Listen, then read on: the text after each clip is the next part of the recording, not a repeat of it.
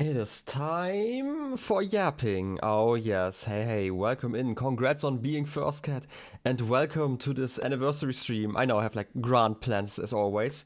Welcome in Deku, welcome in Jumper. Hope you have had wonderful days here. You're just logging because you're prepping to go out. I can't believe that you have plans. Like that doesn't sound like my Jumper here. Not the hat on the head, I mean it's just like my hair, you know, it just happens like that. Anyway, today it's just going to be a yapping stream. Also, why did you stop? I'm kind of confused. Oh, wait. Okay, I figured out why you stopped. Anyway. Wait, you will never let go because you missed the other white stream? Exactly. You will never let go. I will never let go, but I am kind of too, confused all the time to actually remember. Anyway, today I'm going to rank some games. I've already posted in the Discord a link if you want to do it yourself. Oh yes, the double head. I mean, you could have all the time, I have like multiple heads here. You can technically redeem one of the redemptions. Wow, that's like great, like a redeem redemption. For me to wear more hats, it's just that today I actually disabled it because I already started with this one. You like garages? Garages are the best, let's be honest. Anyway, today we are just going to be yapping a lot. And at some point I'm probably going to start with the stream, like the actual idea of like ranking stuff. Blueprints is also... I've not finished it. Actually, I mean, Hollow Knight is on there, and I've also not finished Hollow Knight or, like, Tears of the Kingdom, so... yeah, I just put on all the games that I've played. And I'm going to talk about, like, more specifics there, but yeah. Yapping on my guild stream, exactly. It's so rare, I never do that. But yeah, it actually feels really weird. I've never done a just chatting stream, so I guess it's something new. I don't know, I actually had like played with the idea of doing like editing streams and stuff where I'm just like yapping while editing, but then I came to the realization it's probably kind of weird to hear me in the video and also like just me yapping, right? It's like probably kind of weird. I've considered doing that for like the lore analysis of Hollow Knight, but obviously that never worked out. But yeah, I'm gonna talk about like Hollow Knight later on, I'm guessing. I have like some announcements I wanna like kind of talk about. They're not like hard announcements, I'm gonna call them, like in the sense of like whatever I'm saying here is probably just like a loose idea I have for the near future. Probably everything is just going to change at some point. But yeah, anyway, let's talk about like some stuff and things, right? Like again, like I really hope that you've had like some great days. I've had, the usual Sunday. Actually took like a nap in between, which is like rare for me. I just probably overate for breakfast. But I kind of had to because I bought way too much while grocery shopping and I actually have to get through that. The only issue was like, I want like a specific type of sausage for like my breakfast. And for some reason they only had like family packages and I don't really want to leave that one open for multiple weeks. So you've just been playing Pokemon with your friend? I think I saw you playing stuff on Discord, so yeah, that makes sense. I hope you enjoyed it. You know what, at some point I really have to get back and just like play some Pokemon again. I know it's been years since I like properly did it. I kind of, I posted on the Discord that I like recently checked out like my old copies of the games. I was like, I kind of want to play Emerald, but I also kind of don't want to delete the old save because it's like such a weird like freeze frame in time of like whatever I did when I was like 13, where I had like this Pokemon that, I had like 20 Pokemons in my Pokedex after 40 hours of playtime. I don't even know what I did in that playthrough. Right, I didn't even evolve my starter. I somehow just got Rayquaza or like Rayquaza. I still am not 100% sure. Do they? I think the idea was to pronounce this Rayquaza, but everyone just pronounced it like a Rayquaza or something like that. So yeah, I don't know. Anyway, so just went through like the Elite Four, Elite Four, the 8. Yeah, no, it's Elite Four. Why did I think it's 8? No, it's 8 gyms. That makes so much more sense. And then went through the like endgame area. I don't know why. Exactly. Thank you, Jumper. I really needed that. Anyway, like at some point, actually we can actually talk about like plans for streams in the near future. I kind of talked about this some time ago already, like when I started the Let's Play channel, right? I kind of want to go away from first playthroughs on this Twitch channel for the most part, mainly because I feel like it makes for terrible Twitch content, right? Like there are different things that you do on Twitch and there are different things you do on YouTube, and there are like multiple reasons why it's like terrible for Twitch. One of the things is obviously that Twitch sucks for discoverability, right? Like I have streamed for an entire year And I can see like the analytics page, and I can see how many people find my stuff just by browsing the page, right? There are very few people. I mean, Jumper found me. That's like one person, and there are like 2 or 3 other people who have hung out in chat in between who weren't trying to scam me and also, you know, chatted in here. And it's like really not that many, right? It's just like how it happens with like blind playthroughs. I feel like YouTube is probably a lot better just because imagine going into a blind playthrough and like starting in the middle of it, right? That's probably not that fun. Most people kind of like to start blind playthroughs like from the beginning when it comes to watching, and YouTube is just like a lot better for that stuff. Right, just like kind of where I'm doing that. And there's still going to be like some games I feel like would be fun on Twitch. Like for example, once I start like my dive into the Souls games, I definitely will stream that. I feel like those are the perfect games to be streamed, just because there's like a lot of action happening between like the whole gameplay. I guess the reading part is probably a better way to describe it. Obviously, gameplay is always, right? But I just feel like those games make for a lot better content, like on Twitch, right? Like you have some people cheering you on or like booing you when you do unreasonably good for some reason. I don't know, why would you do that? Why would you have a command for that? That would be even worse. But yeah, like games like those, I will probably continue on Twitch, same with like Metroidvanias, but especially like puzzle games and stuff, I am going to keep on like YouTube. And instead I kind of want to do streams where I like do like challenge runs and stuff, or like at least games I'm like semi-comfortable with, just because I feel like I get a better chance to actually chat while doing that. So, wait. Should probably play one of those games someday, since Hollow Knight at least hasn't been that bad for your health.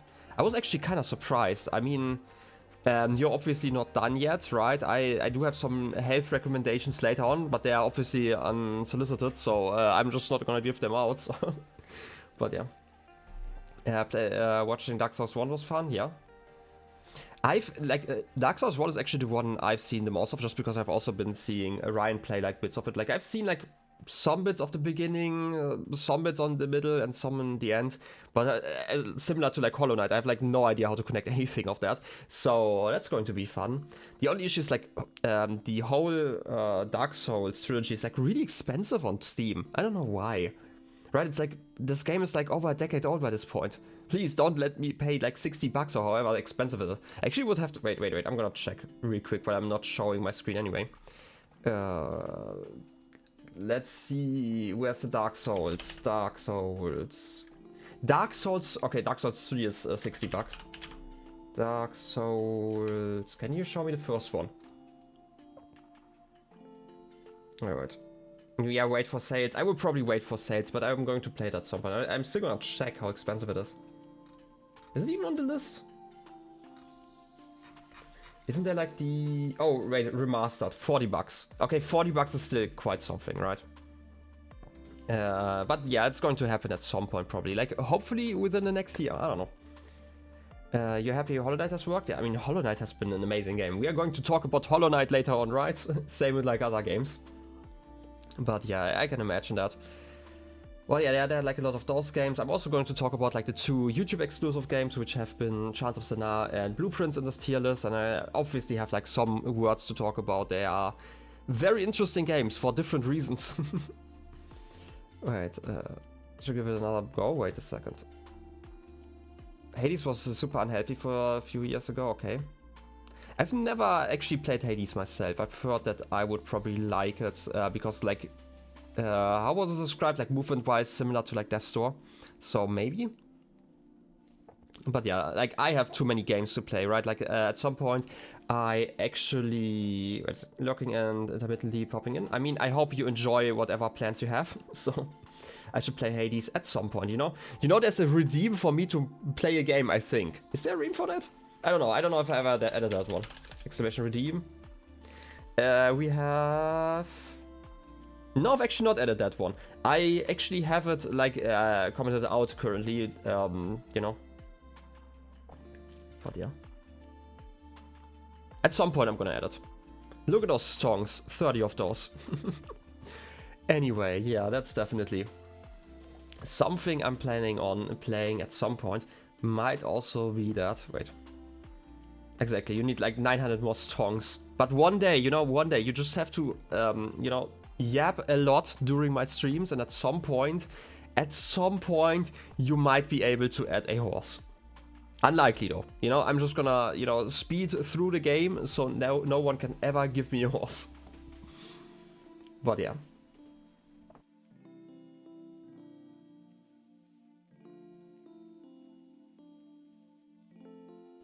Anyway, I hope you guys also have something to drink. It's going to be interesting. Wait, damn? You can't just say damn. Not on my Christian stream here. But yeah. You know, Tears of the Kingdom also really fun. But again, I'm gonna talk about that in a moment, right? Like, what else did I want to talk about? Right, those were like my plans for Twitch, right? Like, I'm going to change it to more like challenging kind of things. Like, here's the thing. And this is like why I don't like to stream certain things. I kinda like to achieve everything in a stream. You've probably noticed that whenever I play like games, even with story, where I kinda have like a plan of like things I want to actually do. Exactly. I would exactly do it that. I will not humor you with a horse. Where was I?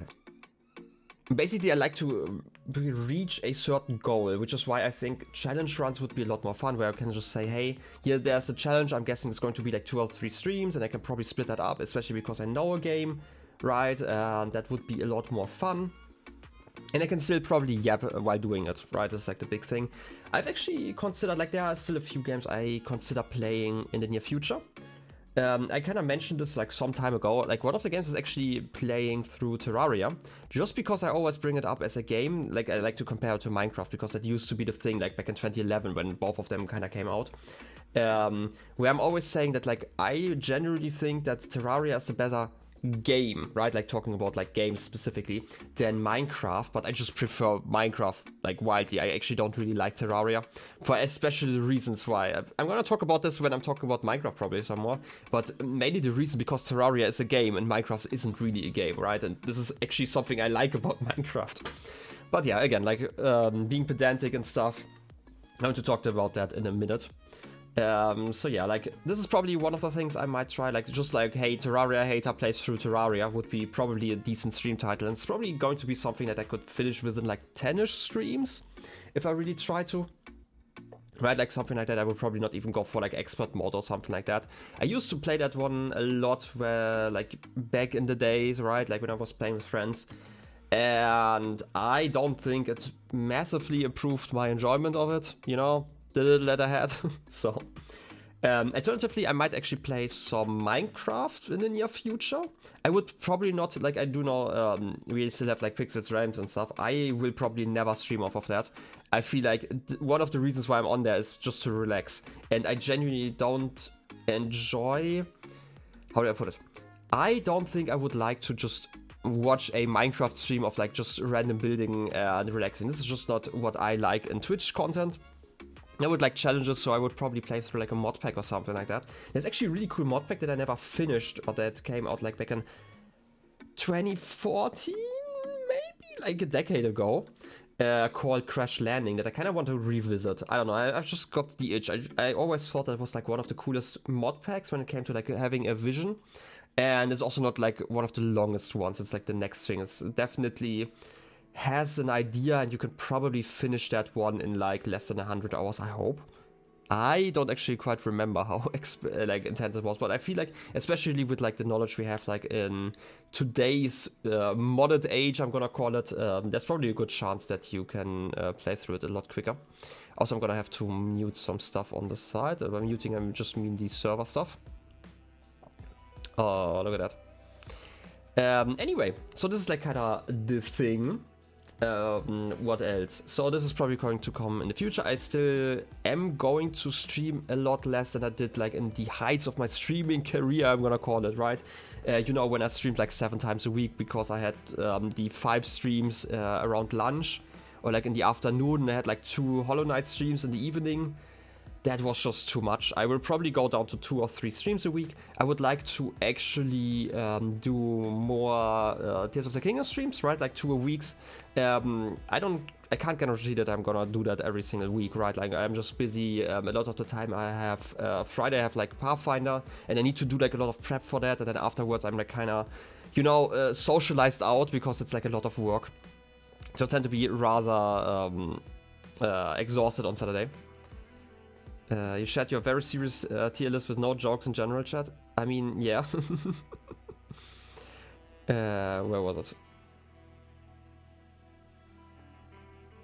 I completely forgot what I wanted to say. Basically, I'm just like kind of exhausted on Saturdays a lot of the time, which is why I like to skip those streams. And then I have like Sunday stream, and obviously, just because Tears of the Kingdom is like kind of the big game, I know like a lot of people like to watch that, and Saturday and Sunday is just like a lot easier for a lot of people to make it to. So this is kind of why I try to keep them on the weekend.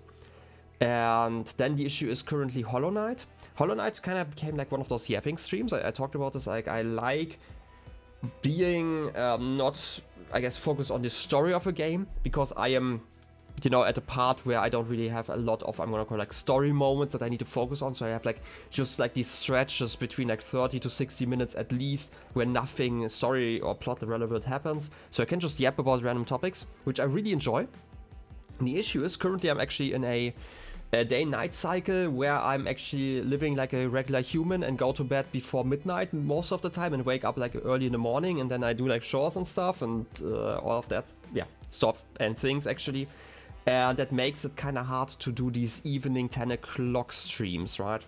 So I also want to finish at some point, so I might actually, because loose spoilers, the thing I'm currently doing kind of takes up a lot of time.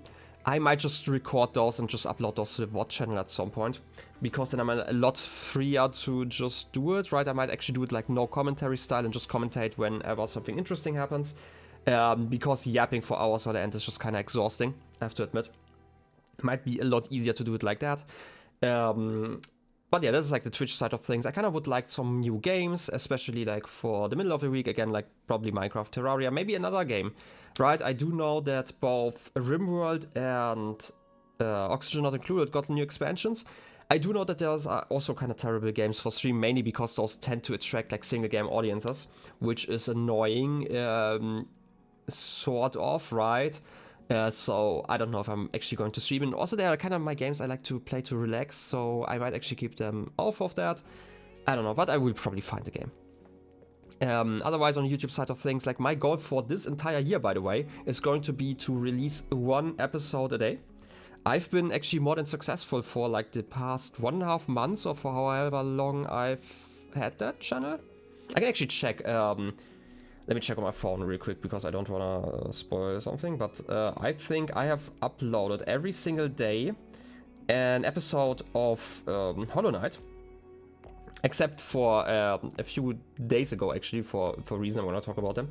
And I am up to episode 54, so we like I feel like this channel has been open for almost 60 days by this point, because I actually uploaded 1 episode of Hollow Knight and then every day. And then a second episode of another game every second day. And that is just too much in my opinion. I will probably go down for like 1 episode a day. I'm still gonna continue to release Hollow Knight. I really like doing those thumbnails, by the way. I feel like not all of them work that well on YouTube just because of resolution stuff, but I feel like some of them are actually really fun, and I wanna go more into thumbnails in general, just because, especially like blueprints, I've gotten a lot of impressions, but people obviously don't click the most generic of thumbnails, right? I kind of want to work those out, but when I started, I didn't actually have like a vision for how I want the thumbnails to look. So now I kind of do, so maybe that's going to be more interesting. Again, like the YouTube channel is mainly there to kind of give me an excuse to play games, obviously like similar to the Twitch channel, but the YouTube channel also kind of has the idea, I'm gonna call it, right? Like this is my goal with like the whole YouTube stuff, to kind of attract some people to the stream, so I can yap with like more people, right? Not that I don't appreciate you guys, obviously. I love hanging you all around, but it would be nice to actually meet more people when that was actually my original goal with this Twitch channel. So I don't know. This is kind of where I would put it. But yeah, so yeah, daily episodes every second day will be Hollow Knight for now. I still have like 50 episodes to go, right? Like editing those streams down. You're getting a lot of episodes, let's put it like that. And it also means like a lot of thumbnails and stuff. Again, I enjoy making them, so it isn't too bad. And then like the YouTube original stuff actually takes like a lot more time, right? Like every episode of Blueprints takes like 2 hours on average, right? Like because I record it and then I edit it, and while editing I take notes, because there's a lot of stuff that you just miss in a game like that. So it just takes up a lot of time, while the like I watch through like a Hollow Knight stream, just make sure that I'm getting out like all the times where I cough or like just like drink something.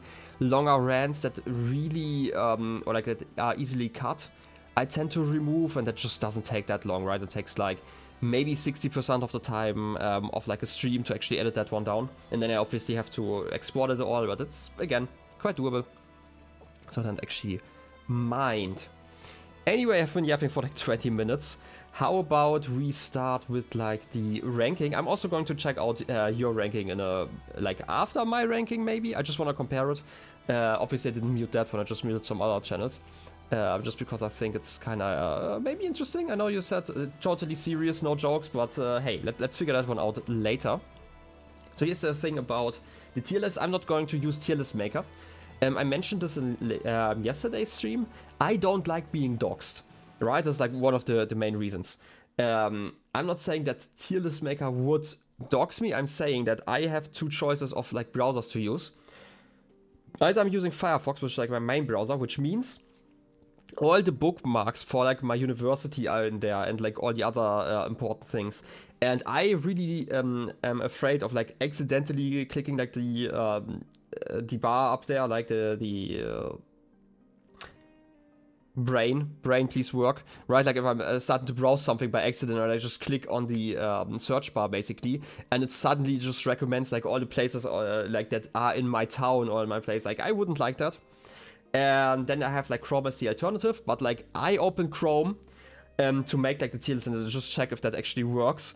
And the first ad was like for something that's like just a few streets away, so yeah, I'm not gonna use a browser for this one. So instead I use Krita, which is my software of choice when it comes to video editing.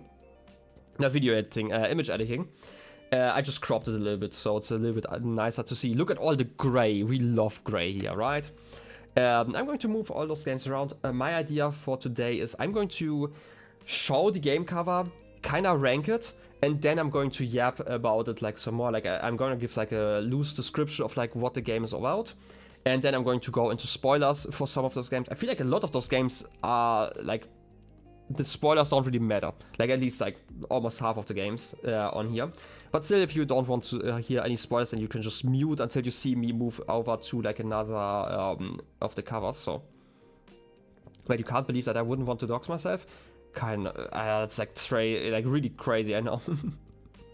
Yeah, no, I get it. Like, I used to be more worried about, like, a lot of stuff. Obviously, people just tell you stuff, but I would hate to be on the internet if I don't know about it. That's, like, one of the biggest things, right? Like, I'm relatively comfortable, like, streaming nowadays, even though, like, the first few streams with, like, a cam were, like, kind of awkward, I have to admit. But I just wanted to try it out, right? Like, I used to do Let's Plays without a face cam when I was a lot younger. Right through like my teen years until I started working basically. Or when did I stop? I think 2017. I feel like starting up Breath of the Wild was like one of the last things I did on that channel. Was it? No, I definitely did videos for a little bit longer and then I stopped and then I streamed just to practice for like an oral exam and stuff, so yeah. Actually, yeah, that was... that's absolutely reasonable, right? Like, I feel like like the worst example, and I'm sorry to bring like old memes up, you know, this was like during, what was it called, like Gamergate and stuff, right? Like, where like people were like really toxic online. I mean, they're always toxic online, but there was like the whole height, like during 2014 to 16. I didn't actually really experience a lot of that, except for like a lot of these hate memes. And there's like this one woman who became like the face of like triggered feminist, right? Like the red-haired one. And this is like such a sad story because like I had seen the clip actually from that like years later. And it is just like the most unflattering screenshot, right? Like this woman just calmly explained something, but it was like a loud area, so she had to speak up a little bit.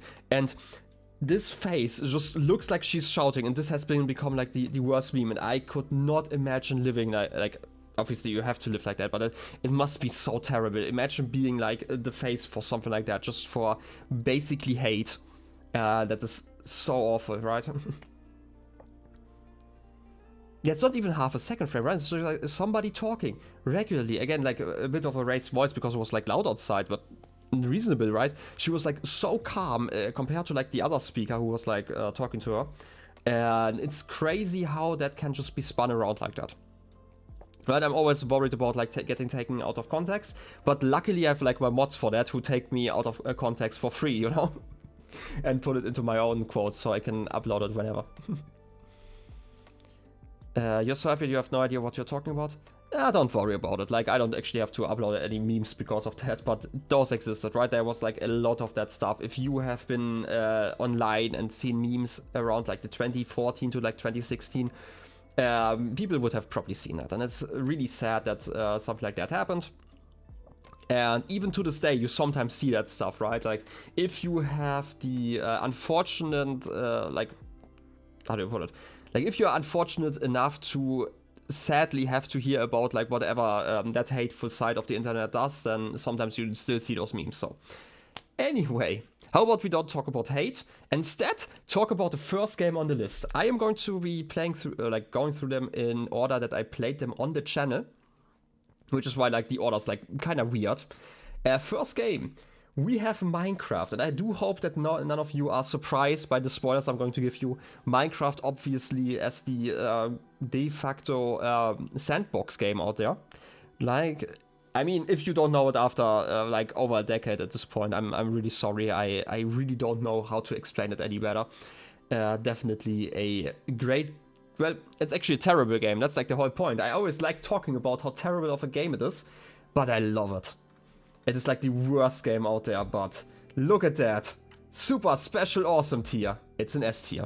Which is, by the way, also probably a time where I should probably talk about how these tiers work. And I'm going to start where everyone should be starting, which is B tier. B tier is the brings me joy tier, which is basically where I want all my games to be. Wait, now you can't play it anymore? I'm sorry. Really, I should have probably done that before I started with Minecraft. But like the brings me joy tier is basically the idea. This is a game that you know, captures my attention. I like playing it, right? Like I play through it in like a week or two, right? I can do it, and once I'm done, I put it down and I don't care about it anymore, right? This is like kind of how I would put a B tier, and this isn't like to like jab at those games. I like that, right? I like experiences that are just over at some point. That is not to me, like, I mean that I can't think about those games later on. I might do that, but I generally have like no interest of like repeating that game for any reasons, right? I might come back for like a challenge run, or like maybe 5 to 10 years down the line I might revisit it, but I have like no concrete plans for stuff like that. This is kind of where I would put B tier games. And you might hear, this is actually already like something relatively positive, I would say. And obviously above that, there's the amazing tier. Which is obviously A. A tier is basically everything I want out of a game. Those are like these games that really work for me. Right, for some reason, might it be the mechanics, might it be the story, something I like to think about, something that occupies my mind for a long time. And something I would definitely revisit at some point, just to revisit some of the experiences I had. Maybe to just play through it because the gameplay was so fire.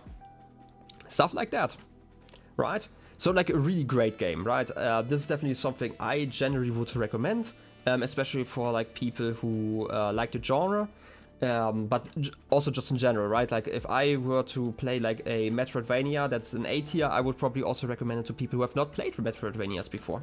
While a B tier is probably something I would only recommend if people at least are somewhat interested in like the general area of game that this is. Then we have the C tier. I'm gonna go down for some reason. C tier is like the could be better tier. It's like similar to the B tier in the sense that it's like a game I play through and then I'm kind of done.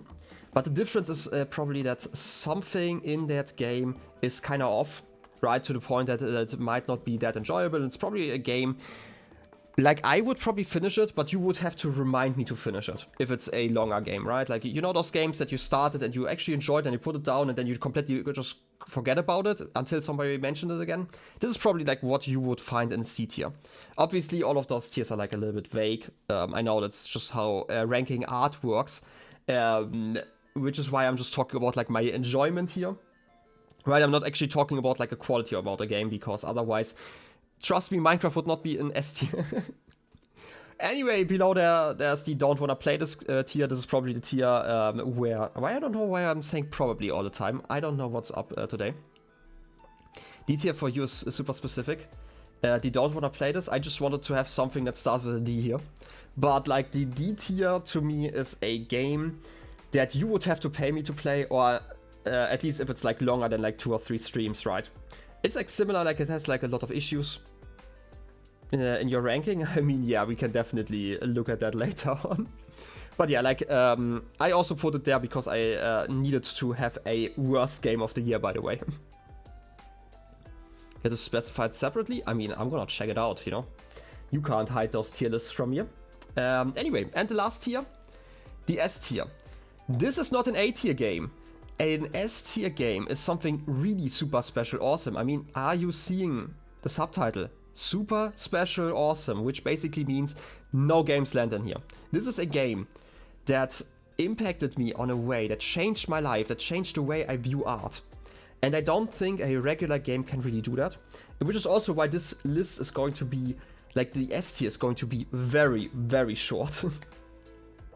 You could delete it right now. No, don't do it. All the, like, you can't just start trying to get FOMO out of me, you know? Anyway, I'm gonna go back to this one. So this is also why you will probably not see a lot of games in the S tier. Like an S tier really has to basically change my perception of the world. And Minecraft is one of those games, right? I always talk about like how I genuinely think, I'm gonna move this one over and then I'm gonna stop scrolling. I always talk about how Minecraft is actually a terrible game, right? Because it's a terrible game, right? It's like an amazing sandbox, and some people might say this is being pedantic, and that is maybe correct, but it's also really important to understand, because the reason why Minecraft is so amazing is because it's an amazing sandbox, not because it's an amazing game. It is actually better that it is a terrible game. This is how I would put it. Because if I were to compare it to something like Terraria, which again I like to do, because they used to be compared just because they are both sandbox games, basically, with like that are very, very blocky. All of the issues that I have with Terraria, Minecraft doesn't have. But all of the issues I have with Terraria come from the fact that it is a game. This is probably how I would put it.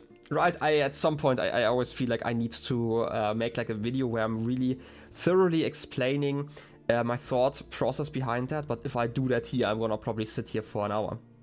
But basically the idea is obviously that there is no real game in Minecraft, right? Like everything that is fun about Minecraft, like your goals that you're setting, are games that you're making yourself.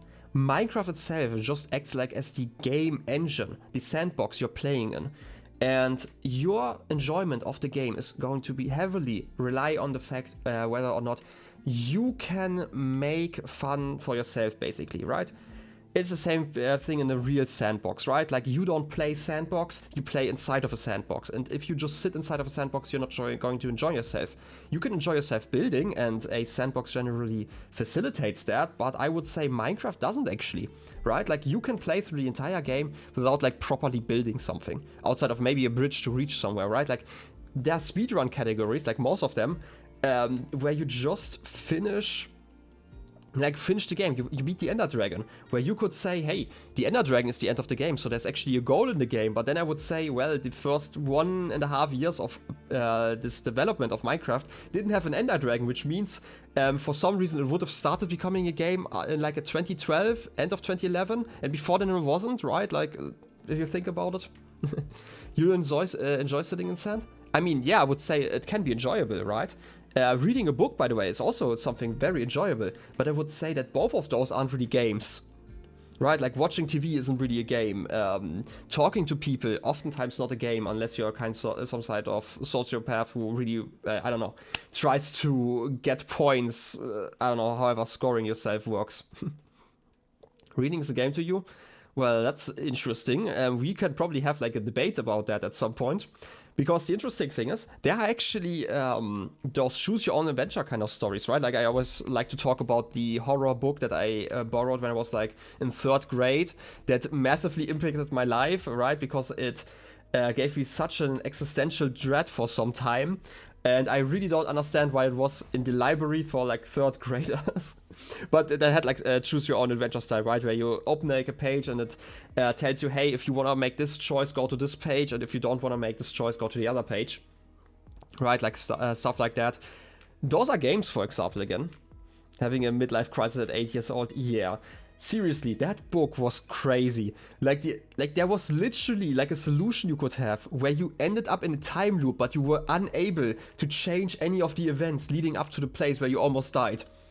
And you are stuck in there, and you are aware of that. And like stuff like that was just like commonplace because there were like so many places you could encounter death basically. And also it was part of like a series, and there were like options. Hey, if you read this other book and made this choice, then you're allowed to use this page now, right? And some of them were just traps, and other ones were just like pay to win solutions, right? But anyway, that was definitely an interesting book. But again, like Minecraft has been a massive impact on my life, right? It had like such a massive impact. I've been playing it since the beta, like early 2011, maybe late 2010. I don't actually remember when exactly I started. I just remember talking to my friends like during the winter period, basically. And I started watching like Let's Plays of Minecraft, and I actually made like videos back when I was 13 in 2011 back then. And now I'm 100 years old. Exactly. I'm so old. This is like a party hat. This is like for my birthday, clearly.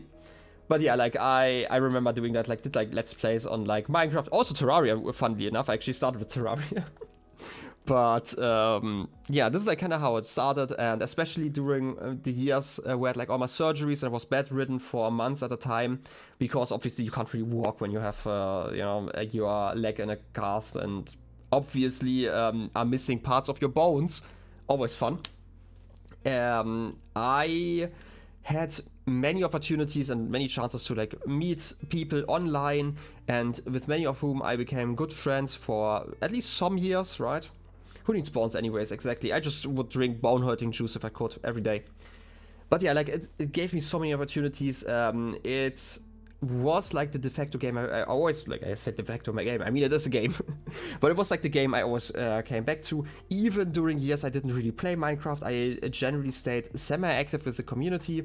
And by that I mean I watched like Let's Plays of it, I watched like creations. There were like years where like the patches weren't like that interesting, and I instead switched over to modded Minecraft. And I was like really deep into like all of the mods for multiple years.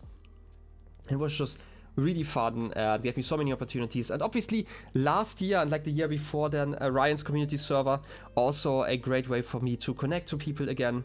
It was fun. It's also again the reason why I'm streaming here, right? Like originally I wanted to stream because I wanted some way of kinda how do you put it, like immortalizing the events, right? Because I thought like the mods had put in a lot of work, not just myself, obviously myself as well, but like the other mods as well had put in so much work into the events, and I wanted to show them off somehow.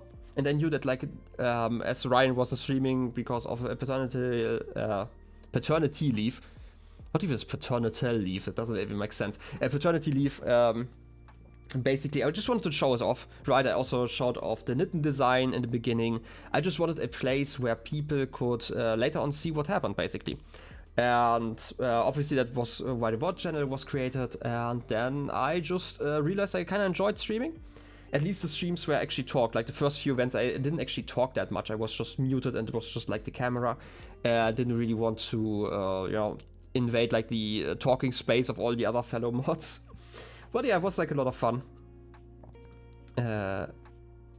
You were low-key a bit scared of me, which is kind of funny. I mean, people should be scared of me. I mean, I'm a scary and mean old German guy. But yeah. Here's the thing. I've heard that from like many people. I've had like kind of I'm gonna call it like imposing presence. I can have that one, which is really weird because I'm just a bundle of nerves. Actually, if you really meet me, like I am nervous all the time. It's just I'm scary in the way geese are scary. That's weird. I have no affiliation to geese or any other avian creatures, so I don't know. Let's just say I'm terrifying. I would prefer terrific. But yeah, I agree.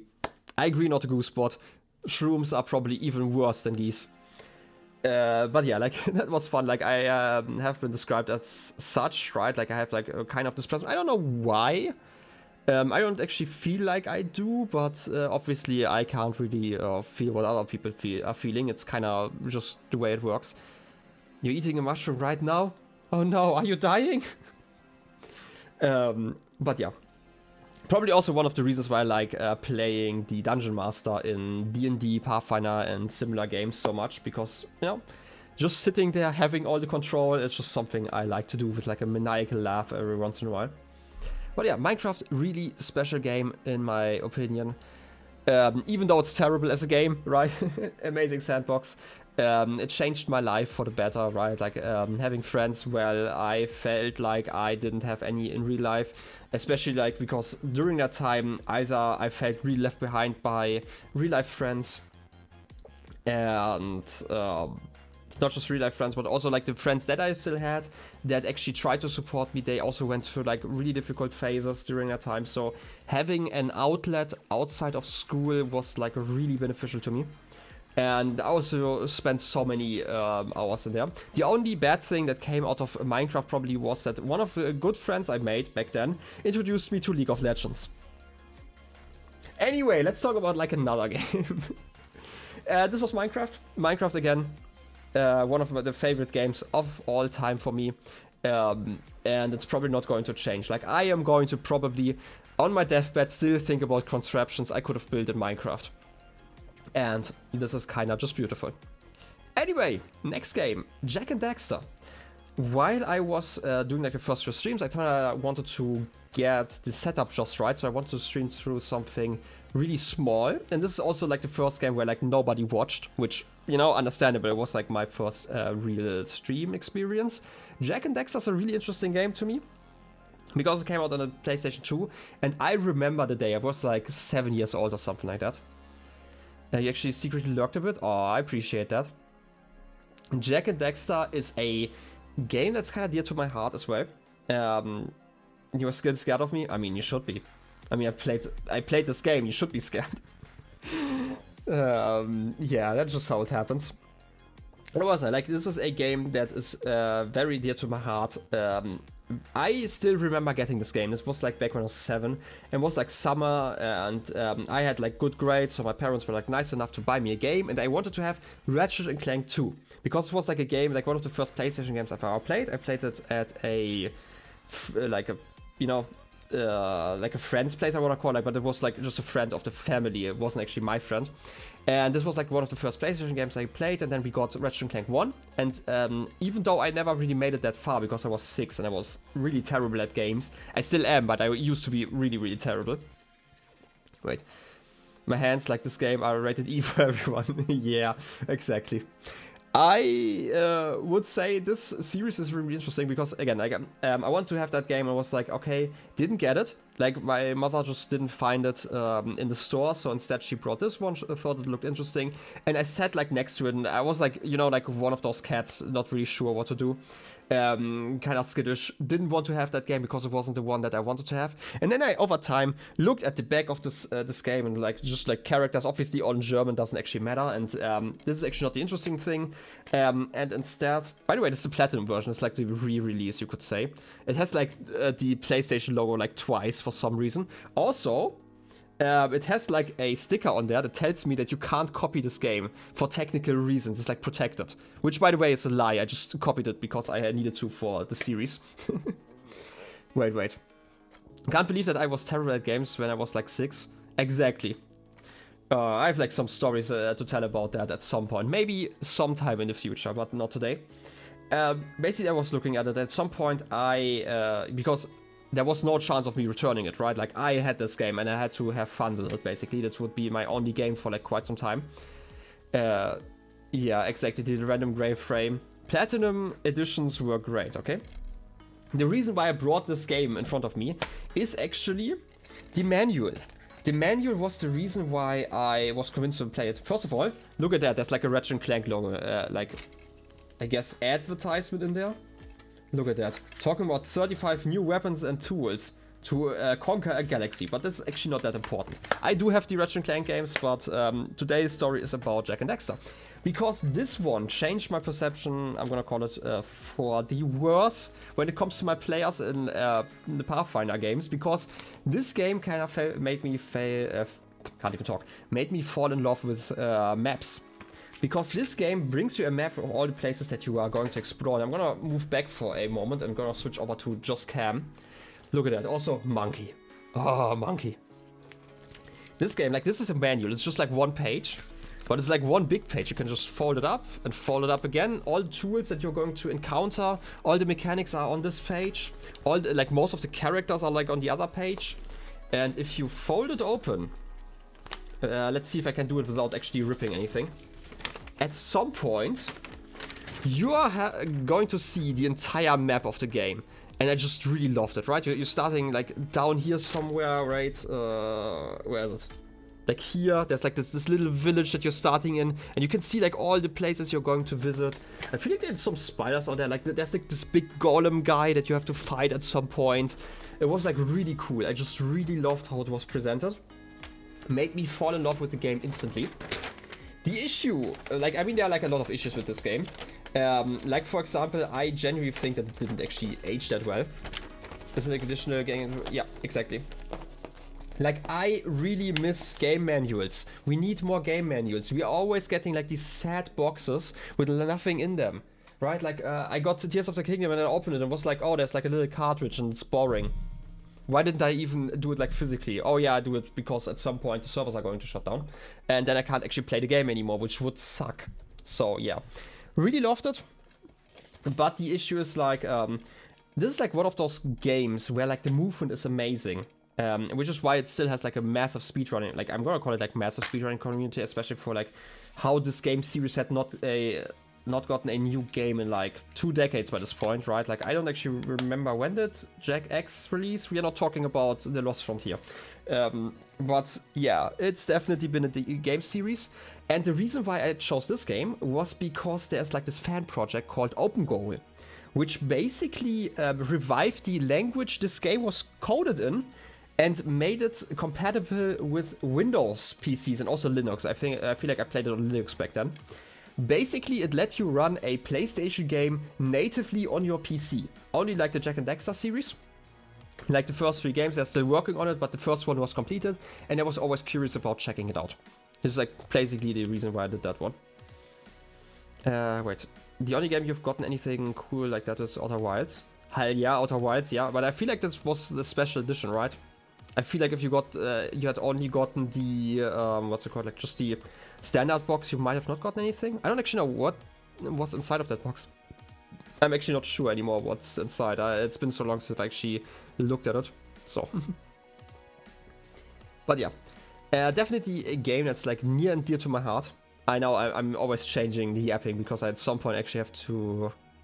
It's the Archaeologist edition? I mean, yeah, this is like the one with the DLC as well. I don't know if they have like a regular edition for the Switch, because the Switch release came after the DLC, if I recall correctly. So I'm guessing it's going to always have something included. But anyway, what do I want to say? I really like this game for its movement, right? It's like really fun in that sense. The problem is the game is like kind of half-baked, and by that I mean the second half of the game is basically non-existent. And you can really see it. There are like multiple hub areas, like it's like a collective fun. And you are visiting multiple hub areas. From there on you can go into like levels, and they are all interconnected, which is like really cool. There are basically no loading screens, which was such a technical feature for back then in like 2001, 2002, when did it release? I'm actually not sure anymore, but around that time, because I feel like Ratchet & Clank released in 2002 and it has like an ad for that one in there, so... Does it tell me? 2001, Sony, yeah, 2001. So this game, like, this was really special. Like, you could just walk to every area. And there are also teleporters in there that had a loading screen, but this was like the only time you needed that one. And there are like some, I'm gonna call it like hidden loading screens for like 2 or 3 of the areas. But still, very technically impressive game. And again, movement fun, which is why you still have speedrunners of that game, even though the any % category absolutely sucks. Let's be honest. But I definitely considered maybe going back for that playthrough, like maybe speedrunning it myself at some point. Not any percent though, that just again sucks. But it's like the rough stuff that I should talk about. But to actually rank it, I am going to put it, even though I was praising it at parts, also ignore that fact. For some reason, Krita's kind of weird when it comes to filters. This is going to be a B- game. I genuinely think it's a great game. Story-wise, like the story is basically non-existent, right? You're helping your little friend out, trying to get him back into like a real human body, and you just have to explore all the regions and collect power cells to basically unlock the next hub area. And that's basically the plot in there, and there's some environmental storytelling which is cool, but to describe how to really put the story in there, I would actually have to spoil the very end of the game. Because, like, originally, you defeat, like, the bad guys. And once you do that, you find this massive portal. And you can power that one with energy cells. Once you have, like, all of them, you can actually power that. But you have, like, no idea what's actually doing. Once you return with, like, all of the power cells, you're getting a cutscene from the perspective of the portal. Where, like, all the characters are looking at the portal and are like, oh, wow, this is amazing. But you have no idea what's inside, because the creators had no idea what was inside of that thing. That was like such a massive troll of a game. To be fair, like when I'm playing this, like replaying this game every few years, I'm just playing 100% anyway. So I'm getting this cutscene anyway, like instantly. I don't have to revisit. But still, it's like such a troll. It's kind of crazy. You could kind of love it for that, but it definitely shows that Naughty Dog, by the way, the creator of like, you know, famous games like Last of Us, right? They made that, I'm quite sure, back then. Okay, like that one's obviously a lot newer, but like back then they created Jak and Daxter. And that series is quite a mess, and while I've rated it B-, it's just because I genuinely feel like there's like a lot of stuff lacking. But I still enjoy it, right? Like I go back to it every few years and complete it to 100%. And then I stop thinking about it again, right? But it could be a fun game, maybe for like a challenge stream, like I talked about it. Maybe I'm gonna do like some challenge streams in the future. And I might actually play this one just as a speedrun, right? Trying one of the speedruns that doesn't do both of the skips. Like, I would be willing to do, like, one of the major skips, but I feel like 100% would probably be more interesting. Just in general. Just because I feel like skips aren't even that interesting. They're just really annoying to do. But, yeah. Also, there's, like, the rest of the series, and I am actually willing to revisit that series once Jak 2 and Jak 3 for the open goal version leave the beta, like the beta edition, basically. I really want to revisit that series because I also feel like the first one still had like kind of a vision, and then the second one basically became a future GTA for some reason. Sorry about spoiling the cover art of the second game, by the way. The series definitely took a turn, and then the third game again took like quite a weird turn in the middle of the plot. And it's just such a mess, but I really want to revisit it for two reasons. First of all, again, it's a mess. I want to figure out if it actually holds up at all, like any part of it. The second one is actually, back when I was a kid, I never beat the second or the third game. With the second one, I got stuck at the last boss, and the third one, I don't think I even reached the last boss, but I got close from my understanding. So at some point, I just have to, right? And I'm probably going to do that once the open goal version releases. By the way, this playthrough, really interesting, was also the playthrough I had to get a new controller, because my controller broke while playing. So that was fun. But yeah, again, like interesting series. I want to revisit it at some point, but I don't really feel like it's like one of the top games out there. Right, I feel like the vision is there, and if you only rated like the first half of the game, it's actually probably at least a B+. But sadly, the second half exists, and it's just like non-existent due to, I'm guessing, time crunch. Just like all that I can see, right? They just kind of cut out everything. But yeah, this is kind of where I'm standing. Third game. This is actually the first game people actually chatted without it being, you know, Minecraft. Yo, Rosie Posy, welcome in. How's your day been? We are already starting to rank games. We are at the third game now. Talking about Rogue Legacy.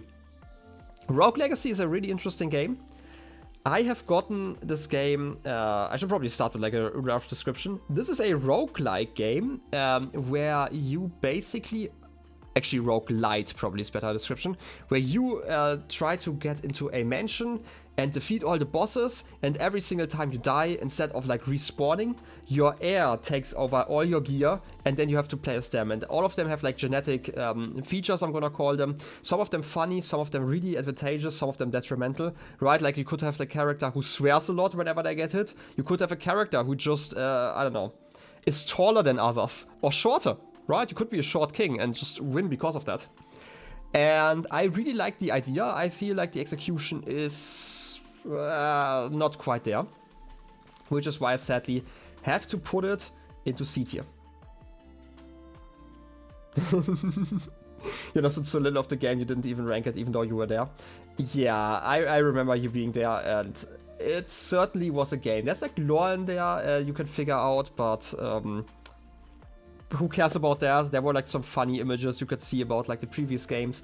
But the gameplay itself kinda... Like I always like to compare it to Hollow Knight, because this is like the game that probably made me good at Hollow Knight. Because this game is just Hollow Knight in like the movement at least. I'm just going to talk about the movement. But like it's like a worse version of like the stuff you're going to encounter there. And this is probably the reason why I kinda rushed through Hollow Knight in the beginning. But yeah, I enjoyed it. But like... To describe C tier again, it's like one of those games, if somebody told me, hey, I really want you to play Rogue Legacy again, I might do it for a stream, but you would have to remind me to do it, right? Like, it's there, I can enjoy my time with it, but it's not really something I think about. I know that there's like a second part to this, which is, to my understanding, basically just like a few extra classes and like an update, basically, right? It's like basically 2.0. I don't think I'm ever going to play that one though. Not a goosebot, not now, and also don't repeat yourself. Why do you only have like those few questions every single time? But yeah, I enjoyed my time with that game. I have no interest of returning. But yeah. But at least it gave us the chance to talk about like potential games I could be playing in the future. And obviously, we had the big... or like the first big playthrough I did on the Twitch channel, which was The Legend of Zelda Breath of the Wild. Good old open world exploration game where you're playing as the character who's not even in the freaking title and saving the other character who is in the title. And I know, against like a lot of judgment of people probably, I really can't rank this game that high. I am not sure if I want to rank it like in B or B minus. I want to say for now I'm going to put it in B. For a lot of reasons, but I feel like I need to go into the spoilers for that one. Breath of the Wild was like a really interesting game.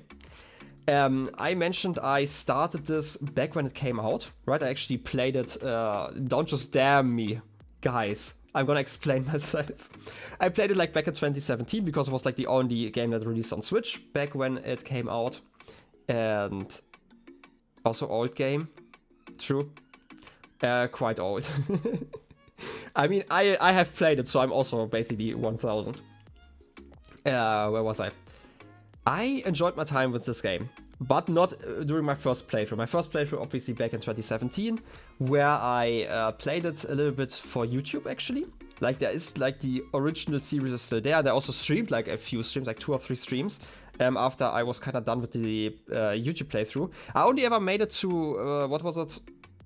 Hateno?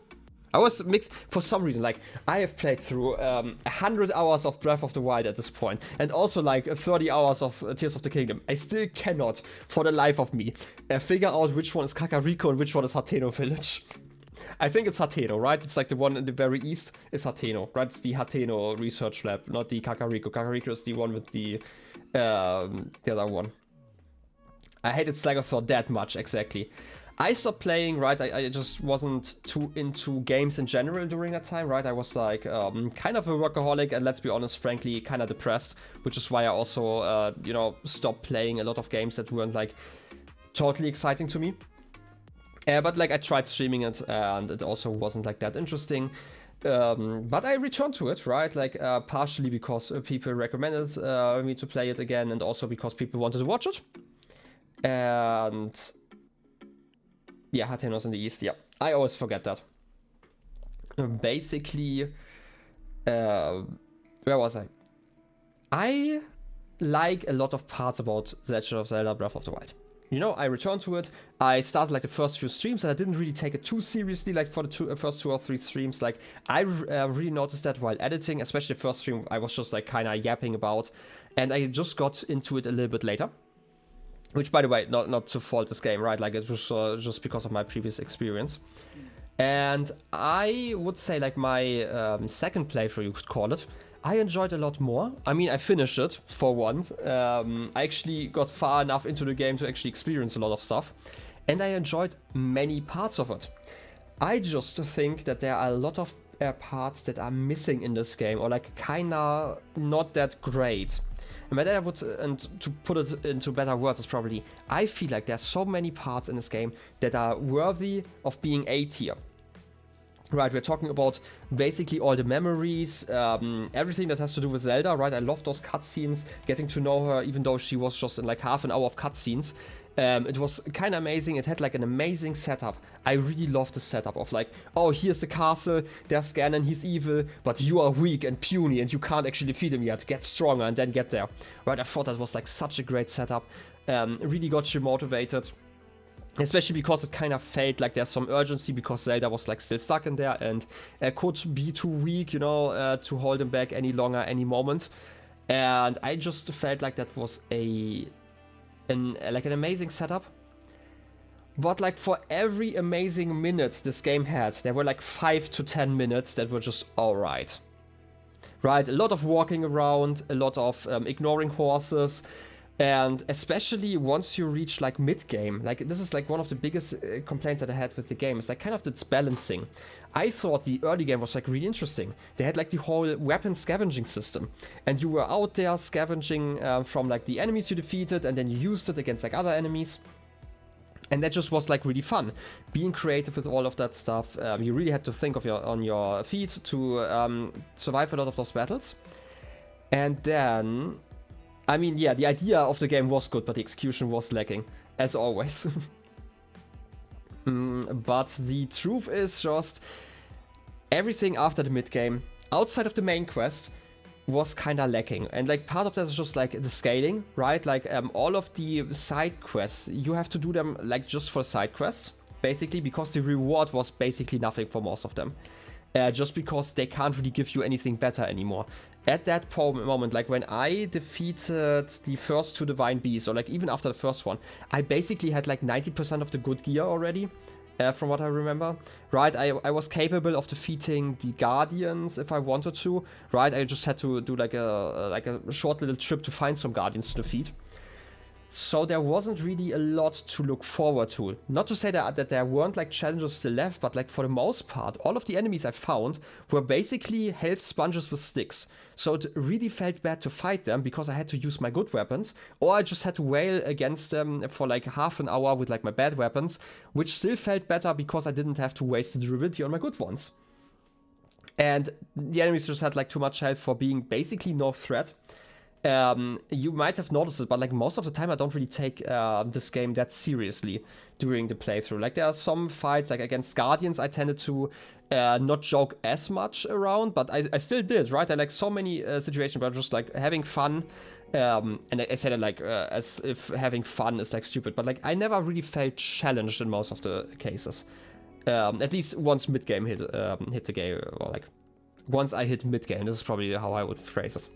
Outside, obviously, of something like Scammer, Bright Ganon, and the Lionels, they obviously still were challenges even later on in the game. They were interesting, but they are just a fraction of the gameplay, basically.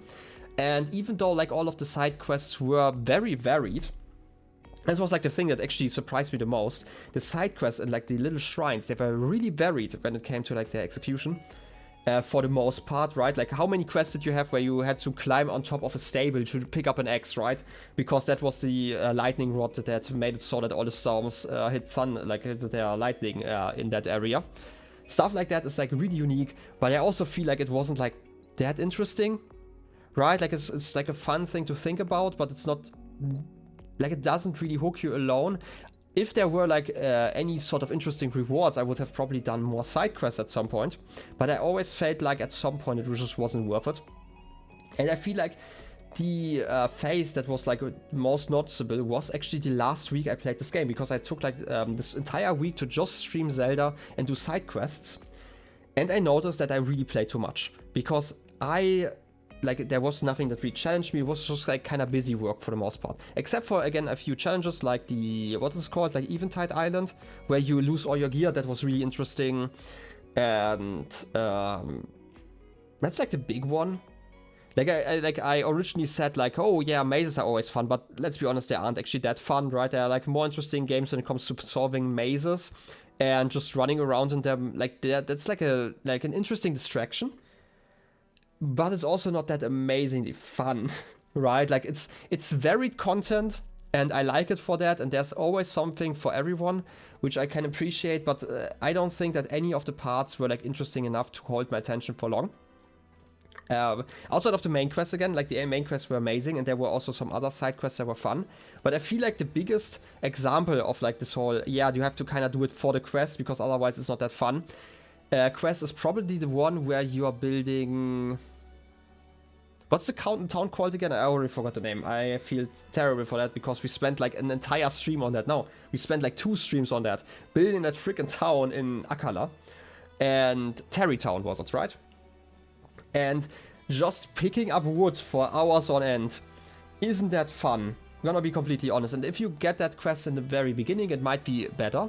But all of that just for the joke at the end, basically. Don't get me wrong, the joke was funny, but I don't think it was funny enough to warrant like a 5-hour stream, right? This is kind of how I feel about like a lot of the pieces. Again, like the balancing is off.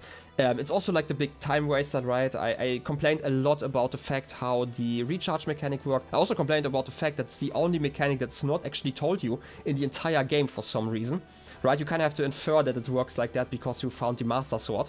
Or you can just experiment, but it's kind of weird because every single other mechanic is actually explained to you. They even explain to you how to make ice cream, right? Stuff like that. That I didn't know about, and I just thought it was weird.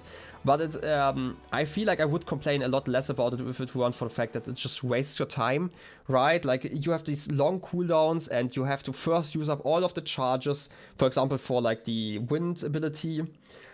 Before it starts recharging. If you forget about it, well, tough luck, you gotta do it now, right? Like, imagine you only have like 1 charge left, and you go into town, and then you have to actually remember to use that ability, because otherwise it doesn't recharge, and you can't even go sleep in a bed to hasten that recharge. It is actually real life time, so this timer is actually just there to waste your time.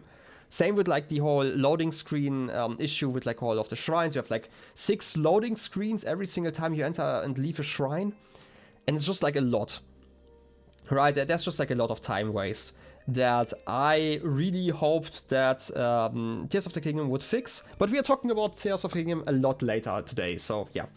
So basically, to sum it up, I think there are like a lot of really fun parts in this game, but it's getting held back by like all of the meh parts. Not to say that like many of those were like awful. I really have to say, like, I don't think that there were genuinely awful parts in that game. Maybe outside of horses. Horses just suck, right? I mean, who wants horses? But otherwise, I feel like there was like enough to keep me entertained, but I don't feel like it's warranted like a 100-hour playthrough. I feel like I would have been fine with like 70 to 80 hours. This is kind of where I would put it, right? Because at some point, once you reach like the later half of mid-game, you're kind of done with like side questing. They're like fun to do every once in a while, but I don't think I should have taken like a whole week just to do like random side quests. Because there were obviously like a lot of them that were just like random side quests and not even the interesting ones. But yeah, this is kind of how I would put it, which is why I'm putting it in B. I considered putting it in a B-, but I don't like thinking about it, like comparing it to like Jak and Daxter. I feel like it's probably better than that. Right, I feel like there are enough amazing moments that I would at least keep it in like regular B tier.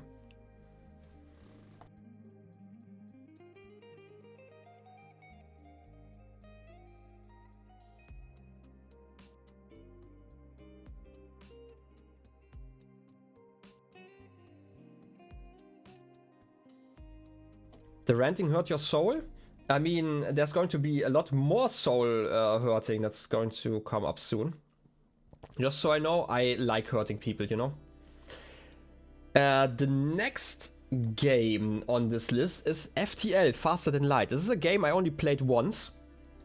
It's a roguelike I return to every few years about you're like a ship captain and your goal is to transport an important message about like the attack of a rebel fleet that tries to defeat like the Federation, I think? I don't know. I mean, yeah, I like hurting people. It just happens, okay? I actually have like some really good quotes about that already inside of there, but let's ignore those for now.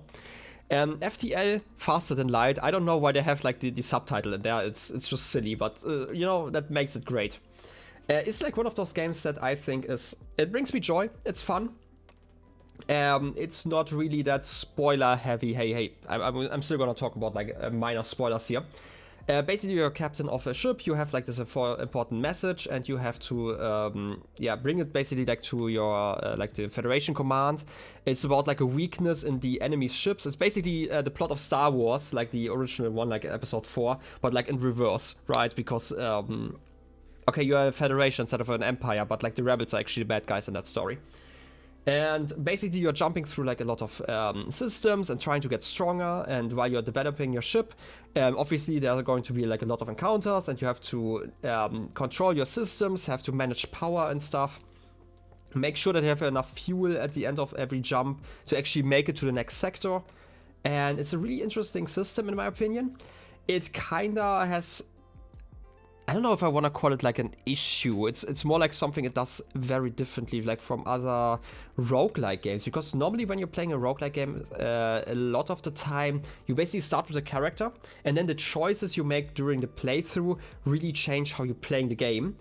FTL does it the other way around. Basically the ship you're starting with kinda dictates your playstyle in a way that like other games don't necessarily do.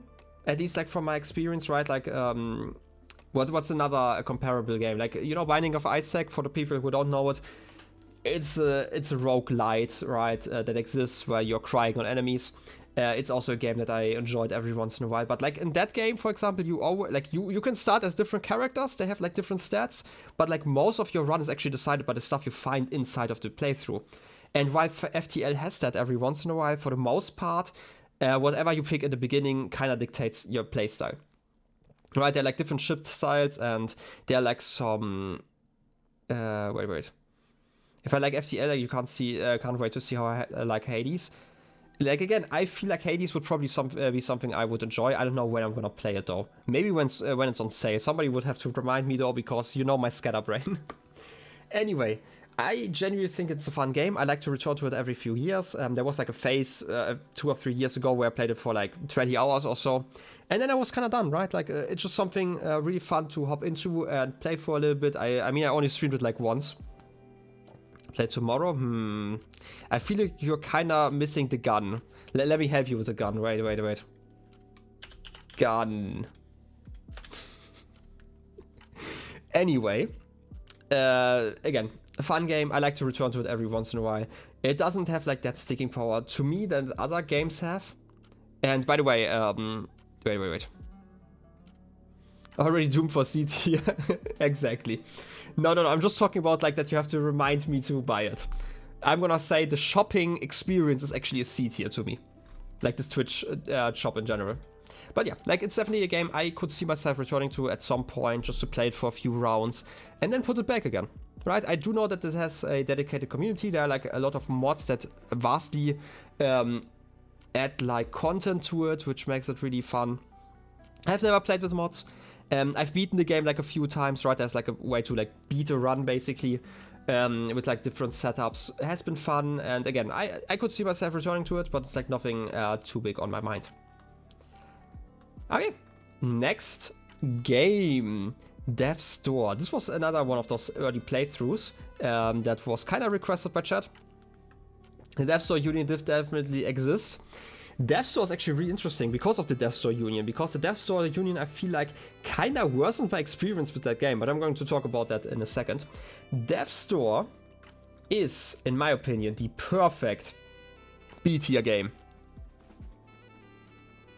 Death's Door is like such a perfect. And I'm gonna, and the reason why I'm talking about that here is probably why I can, I hope that I can explain how I feel about B tier games and my enjoyment of them to maybe put like The Legend of Zelda kind of in comparison to that one. Anyway, Death's Door is like a game where you're playing a crow with like a knife and you have to defeat all the bosses. But yeah. Loose game, again, like, you're seeing yourself kind of from a top-down perspective. It's very combat and very, like, it's a very combat-oriented game. It's very jumpy. It's really fun, actually. What's it with me and doors? Yeah, doors are terrible. But yeah, like, talking about, like, actual spoilers here. I think Death's Door is the perfect B-tier game for the following reason. I really enjoyed my time with it. I played it for a week, basically straight, only breaking... I feel like I played Zelda in between, but otherwise I basically played this game for a few streams. I really enjoyed my time with it. There were very few moments that I disliked in the game.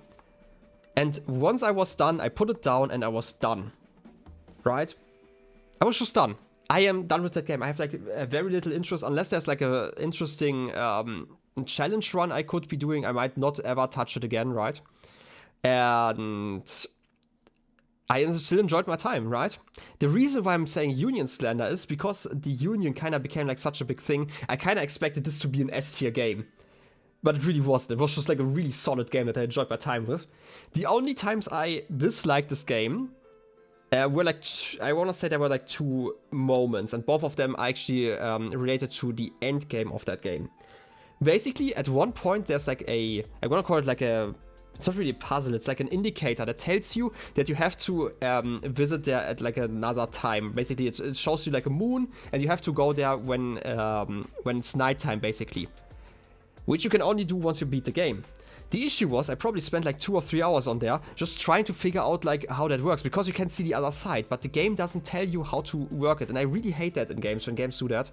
If you show me a place that I can reach, right, like for example, Hookshots did that in that game, just to bring up like a good example. Hookshots, they basically present you with a target, and you're like, oh, I don't have any way to reach that target, there's probably going to be a hookshot later on in the game, so I can ignore this place. This kind of puzzle did not do that. I really dislike that. It's just like a design decision that I kind of dislike, because it was like another place I could almost reach, but I couldn't quite. And the only thing why I couldn't was like this arbitrary thing where I had to, you know, wait for nightfall. And the other part was another place that I really disliked. Basically, again, during late game, during the nightfall, you have to find specific items. I'm gonna call it like vague. And you have to talk to some owls. These only exist during nighttime. And Chat confirmed to me that I didn't need nighttime anymore while I was still missing one of the pieces. And so I spent like 2 hours looking for that piece before I turned on nighttime again.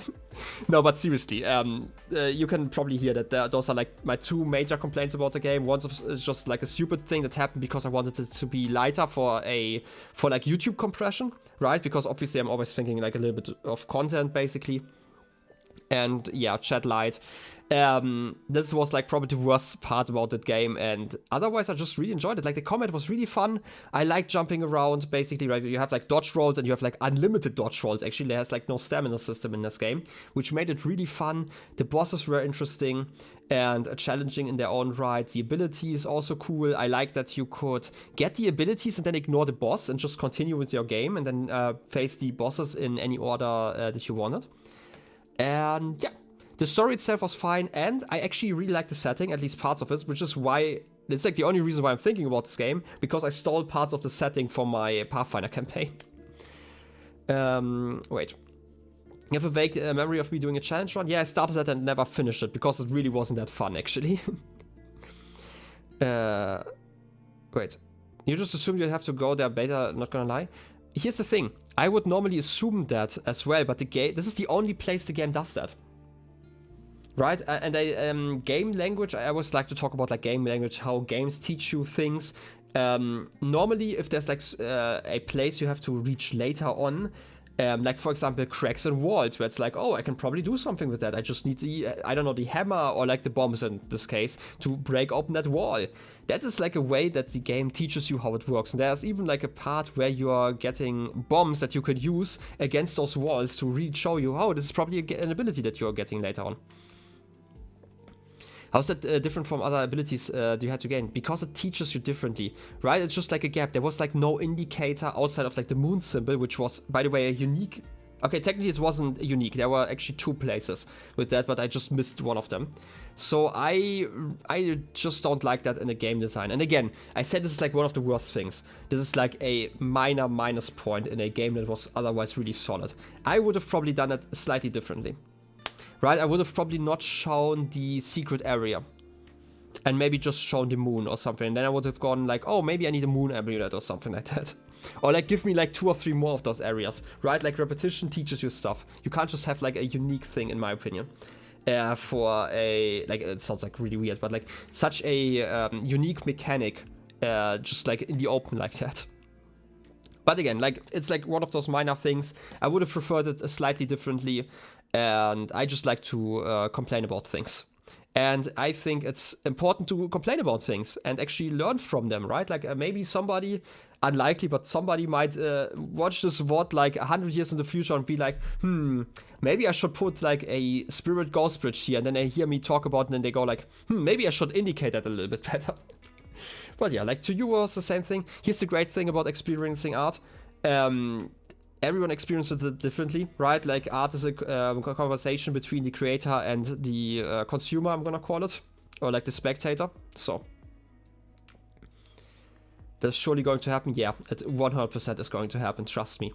But yeah, I really liked it. I thought the characters that we met were charming, right? I liked the fisher. What was his name? I want to say like Edison, but it wasn't his name. His name was... I'm terrible with names, by the way. But yeah, like, I genuinely enjoyed my time, right? I did a basically 100% run. There were only like 3 achievements I missed, and I would have had to do like an umbrella run for that one. And I kind of started with that, but I made it like extra hard and was just at some point annoying to the point it was just not fun. And if I ever did like an umbrella run, I would probably allow healing. Right? No healing was probably a little bit too much. It was Jefferson. Yeah, exactly, it was Jefferson, okay. I remember the soup. It was great, okay? Like, again, like I thought it was really charming, the game itself. I just don't feel like I'm going to think about like the story, for example, like 10 years down the line, right? It's probably just going to be like a blip in my memory. It's not going to be something I yearn to re-experience all the time. But it was a really solid game, right? And it's like kind of why I'm complaining about the Death Star Union, because it sounded like it's going to be like the next great thing that is going to change your perspective of art. Which, to be fair, they never advertised. It just felt like it because it was a thing for multiple months. But yes, this has been another B tier. And again, I feel like this is probably the most B tier there is out there. And I feel like a B tier again... Wait, you can't just not allow me to save. A B tier is like a completely solid game. Like if a game lands in B tier, I am not complaining about playing those. If all my games that I got to experience until the death of time basically were at least in B tier, I would never complain. Right. Anyway, I've been yapping for like 1.5 hours at this point. How about we take like a short break, because we still have like a lot of games to raid and I feel like I need more water. So how about we do that? I'm gonna leave you with like some more music. By the way, please don't ignore that, or like please don't. You should ignore the fact that the playlist is only like an hour long or something like that. I'm sorry about that. I really need to add more tracks. Anyway, it's time for BRB.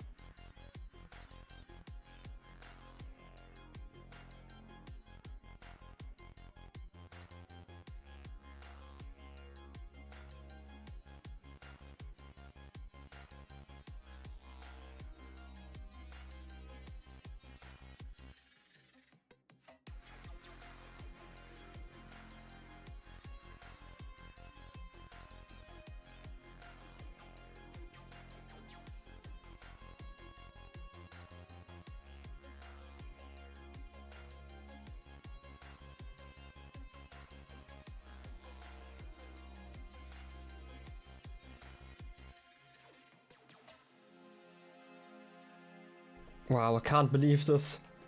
Took me longer than 5 minutes to return just because I had to close some windows. How dare I? Anyway, let's let's switch over here for just a second. I need to readjust my head because obviously I completely forgot that I had it on my head, and I kind of just threw it off when I took off my you know, my headphones. Anyway, let's enjoy. Wow, this was like probably the saddest display of joy. Anyway, I hope you enjoyed your yapping break. For now, my head, I mean, yeah, I mean, thanks. I try my best, okay? I'm like a musician at heart. You know, I have like my synthesizer still standing there. I've used it like twice or so. Hey, welcome in, Paxi. How's your day? New hat? This is actually not a new hat. This is like the hat that I had, for my birthday stream, so... I have like a bunch of them. Like I bought like a whole set of them, also with like these little thingies here. I also have like a crown and stuff, so... Busy. So much shit to do and no time. Oh no. I hate it. I still have like to finish some chores, mainly just cleaning the kitchen, but like... I probably imagine that you have like a lot more to do. Anyway, you're just in time for me to shit talk some more games. Yeah, talking about games. Like, how do you feel about like the current list at this moment? I feel like this is a great list, okay? Anyway, we just reached the next game on the list. I think it should be Rimworld, right? They should be all in order. Breath of the Wild should be lower? I mean, I feel like chat agrees with you. Should definitely be lower. Also, I'm going to compare that to Cat's list later on, because I feel like I have to talk about like some things in a moment. Let's joy, exactly. Thanks for the clip. Anyway, next game on the list is Rimworld. Rimworld is a really fascinating game. I mentioned this before, like one of the reasons why I don't really stream it anymore is like, there are certain games that attract like a single game audience, right? And especially when you are a small streamer, that really sucks. I can tell you from my experience, all the people who showed up for Rimworld, right, like that I found via Rimworld, which by the way, nice that people found it. I feel like none of them would ever show up for anything, like in any other situation, right? And this is okay, by the way, right? Like people are allowed to enjoy what they want to enjoy, right? But there are like some of those games that just kind of attract like a single game kind of audience, especially if you want to do like a lot of blind playthroughs, which I wanted to do at that time. For those, it was just kind of bad, but that doesn't actually impact my enjoyment of this game, by the way. I love Rimworld. Rimworld is like one of my favorite games. There are 4 games I tend to play in my off time, like a lot. And by a lot, I mean like generally like there are like phases where I switch them out, but for the most part there are like 4 games. Those games include Minecraft, obviously. I mean, it's like an S tier. And one of the other games is Rimworld. Rimworld, I would put personally in an A- tier. Rimworld is a colony simulator where you're basically on like one of those Rimworlds and you control like a whole colony of people, and they go out, like they have like their stories. There's like a storyteller, which like literally the difficulty setting is called a storyteller, right? You can basically tell them how aggressive they are, and they're trying to tell basically a story about like whatever aspects you have, like you're a group of people surviving on the rim, and whatever ideas you have, you can kind of follow through. Like there's technically an ending, there are actually multiple endings, where you kind of leave the planet, let's put it like that. And I have actually, in my 600 plus hours that I've played this game, never gone for any of the endings, because normally I am done with my colonies way before then, right? Because I have like my ideas that I want to play through. And it's definitely a game I like to return to. Again, it's like one of those games I tend to rotate to. But the issue that I have with Rimworld is kind of, I often have like fantasies that I want to want fulfilled in Rimworld, and I play through that and I enjoy that, but it often is kind of lacking in some departments, that it's not 100% able to fulfill like the fantasy that I have, because I prefer like the building aspect over the combat aspect, I want to call it. And oftentimes I just feel like you're somewhat limited unless you're putting the...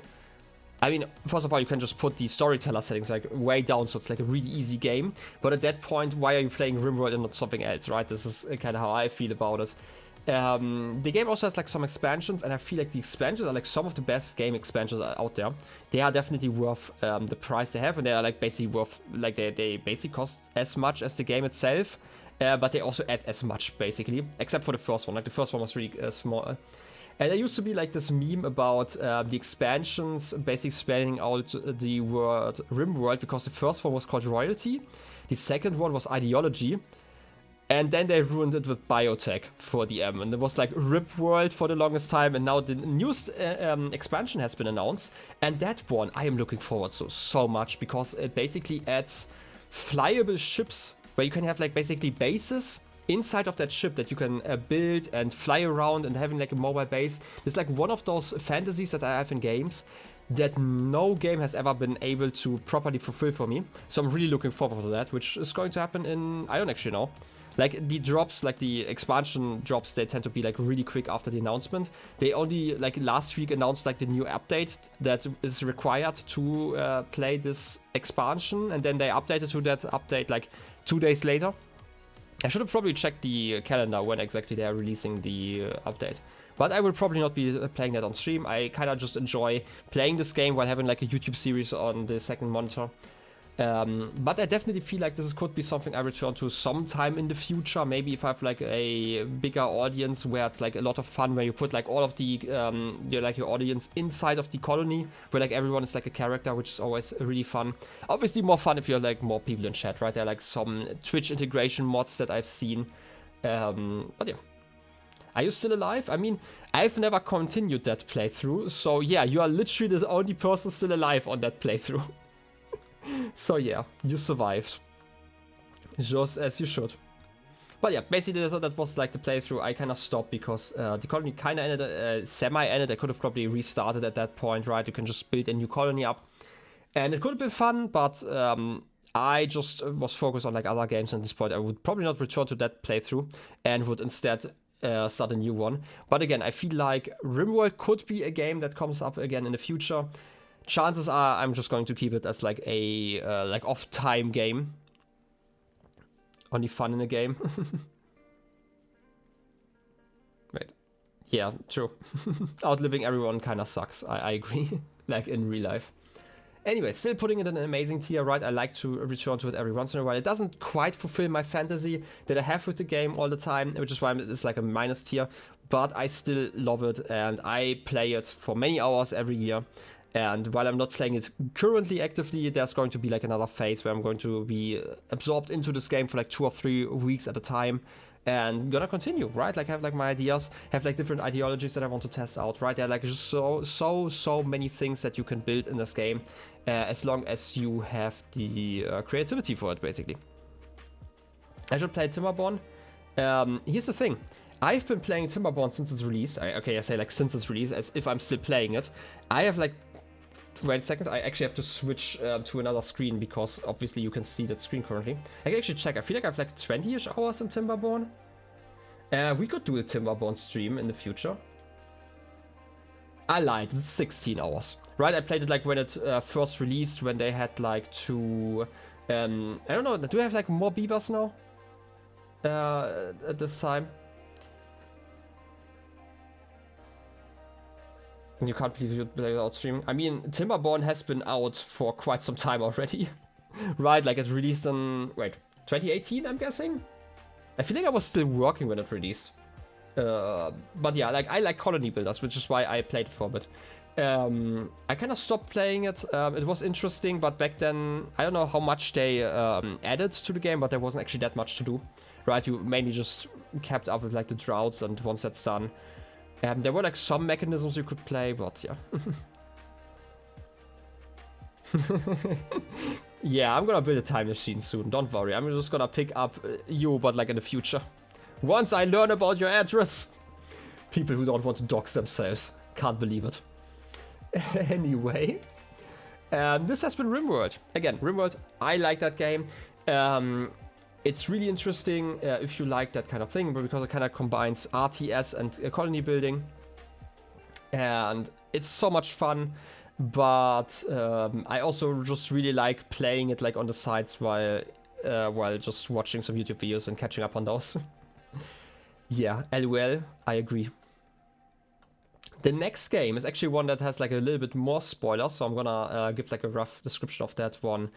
In the beginning, The Forgotten City. It is a game that I played for exactly 2 streams, and I played for like what felt like 20 hours during those 2 streams, right? Like I was really absorbed in that one.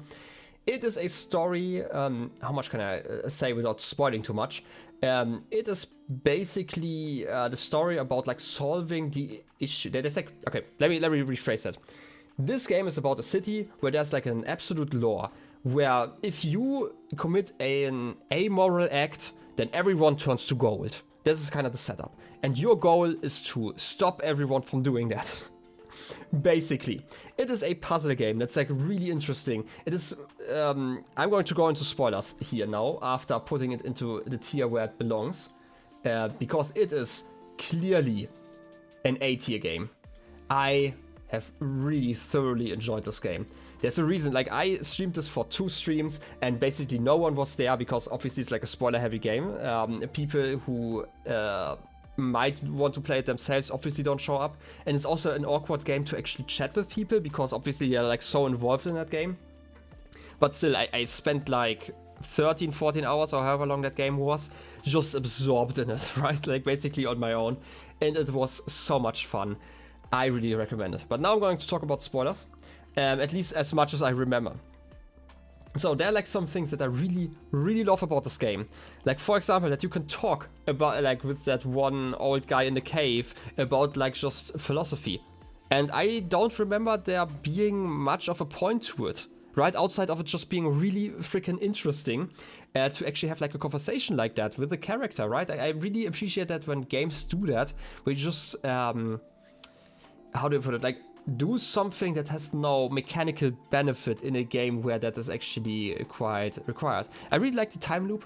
It was a relatively long time loop, obviously, and I really liked how everything put together. There were actually multiple twists that I for some reason didn't see coming, even though they were like so obvious. Like the one guy who always puts you, like sends you back, that guy basically knew about the time loop, right? Like that for some reason, like it took me so by surprise by that at that moment where he revealed it to me, when I was basically like, oh yeah, you're evil. I actually don't quite remember the conversation we had, right? That was really cool.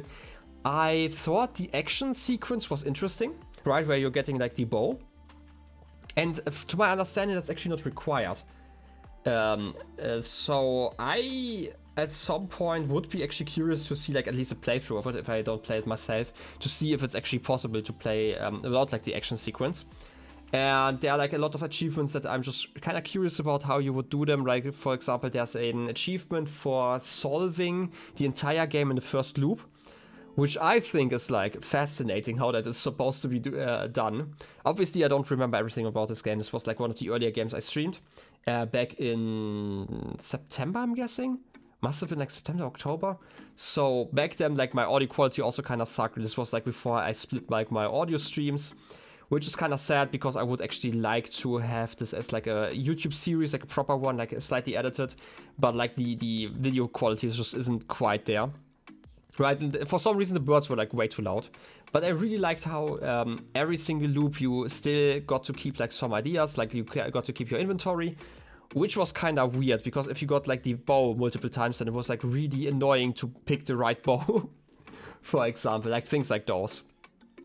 And those are like my biggest complaints probably, that I had to had some weird inventory management, and also like the faces look kind of weird, which normally isn't a problem, but since you're always staring at the faces and they're like being so uncanny, yeah, that's like probably like one of my biggest complaints. Like the dialogue still was amazing. I loved how everything worked out, and apparently there are multiple ways to solve the whole game at the end, to at least from what I heard from chat back then at the time.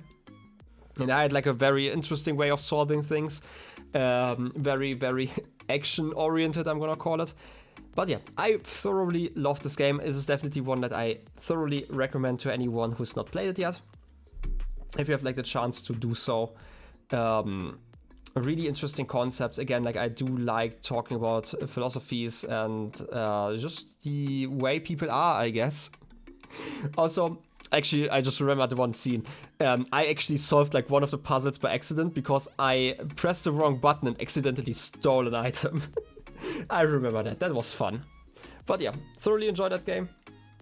I really would have loved this more if I had been smart enough to actually split my audio channels back then, because then I could have actually made like decent videos out of it. Obviously content blind, right? Like I'm here a streamer here, so I always try to think about that. But that was also back then when I only had like a VOD channel, so yeah. Anyway, still very fun, recommended. And that brings us to the next the next stream game, which is by the way funny. You might notice that there are going to be like 3 games in order that are all puzzle games, and that definitely fried my brain because I also played like some of them at the same time. I should probably not have done that. Anyway, next game. The Return of the Obra Dinn. I really enjoyed this game. This is such a cool game. Sadly, I am not able to properly rank it. For now, I'm going to put it at A-. I am not able to properly rank it for similar reasons that let's say similar reasons. Let me rephrase that. I cannot properly rank The Return of the Obra Dinn because I never finished it. I didn't finish it because I was streaming it, and I thought it was a terrible, absolutely terrible game for streams.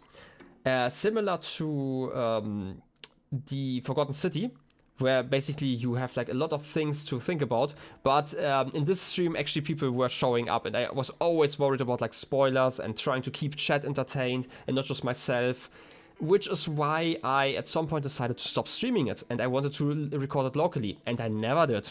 And this is the biggest regret that I probably have over the last year of streaming, never finishing this game, because at this point it's been so long, I can't really replay it as like a blind playthrough, which is like always like how I think about like blind playthrough content, right? Like having played through a game halfway and then doing like a blind playthrough on it is kind of stupid.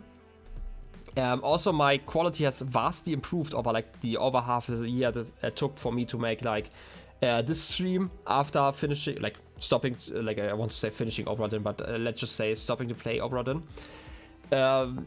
So it has vastly improved, so I can't really cut like the original stream and then I just watch it and continue from there. It's like in a really awkward spot, like I'm gonna call it like content-wise. Otherwise, I will probably return to this game in my own time and just play through it, because I thought it was like such an interesting concept. The way the puzzle presented itself, the art style. I also really like that it's like such a small game that you just double click it and you're instantly in the game, right? There's like basically nothing in there. Just like game size wise, and I thoroughly enjoyed the time that I had with it and trying to piece everything together. It kind of reminds me a lot of how I used to code when I was still working, where you have like these strands of ideas that you're trying to map in your head, all of them together. The issue is when you're streaming, you obviously get interrupted in between, and then you're dropping all the string, and then everything's terrible. But yeah, I'm gonna put it in A- for now. I definitely think that it would have ended up somewhere in A tier. I don't know if it would have ended up in S tier. I would seriously doubt that, just because how strict I am about S tier. But yeah, Obra Dinn, I recommend it. If you have the chance to play it blind, play it blind. It's a really fun puzzle game, assuming that you actually enjoy puzzle games, obviously. But yeah. It's kind of crazy that chat is attacking me, just like not a goose spot, clearly about my opinions here, just because I'm thinking about Zelda, you know.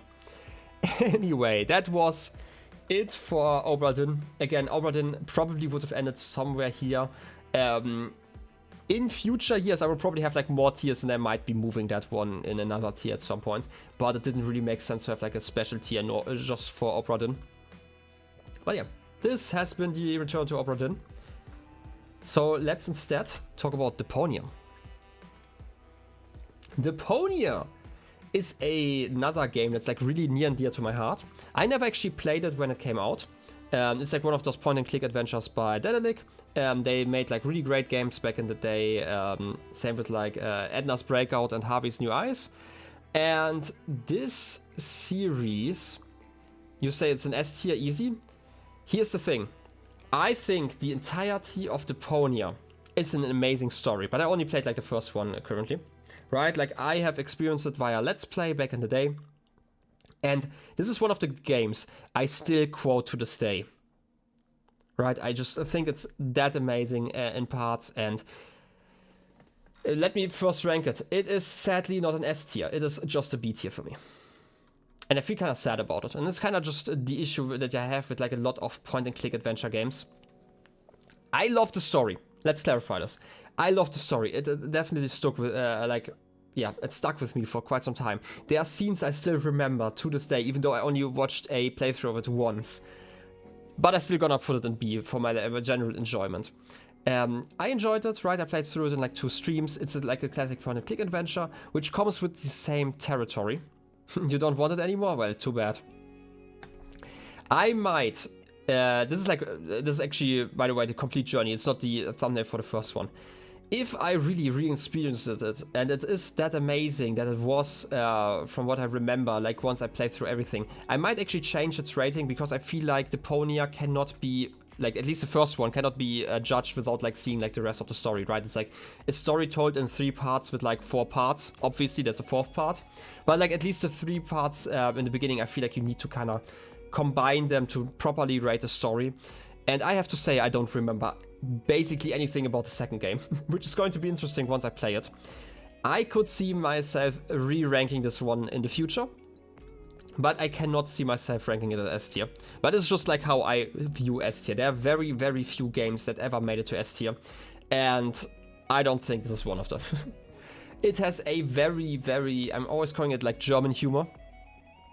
You're really shook. I mean, I'm going to talk about like S tier probably at the end of or like all the tiers again at the very end. I feel like you probably missed like my explanation in the beginning, and I do know that people generally dislike it when people don't put the things they like into S tier.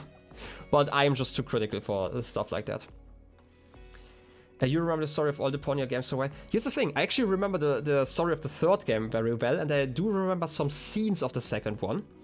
And I also remember the burning tire. I just love that one. I quote that one all the time. But I feel like that's also part of the 3rd one. Right, and like especially the ending stuck with me very, very much. Like through all the years of like experiencing media, it's definitely been a very special game to me, a very special story. And again, like I'm just putting it a B because currently just the 1st game by itself, I do not think is an S tier game. However much I love the series, I don't think it stands there, and maybe I'm going to rethink where it stands once I'm done with everything. I feel like at some point, probably in the next year at some point, maybe once I'm done with Blueprints, I might revisit Deponia just for a YouTube-only series, right? Like with like higher quality, and I'm going to play through like all the parts in relatively quick succession. I feel like that would probably help. At least the 3 parts. I don't feel like the 4th part should be in that series. I would probably do the 4th part at like another point in time. But yeah, B tier.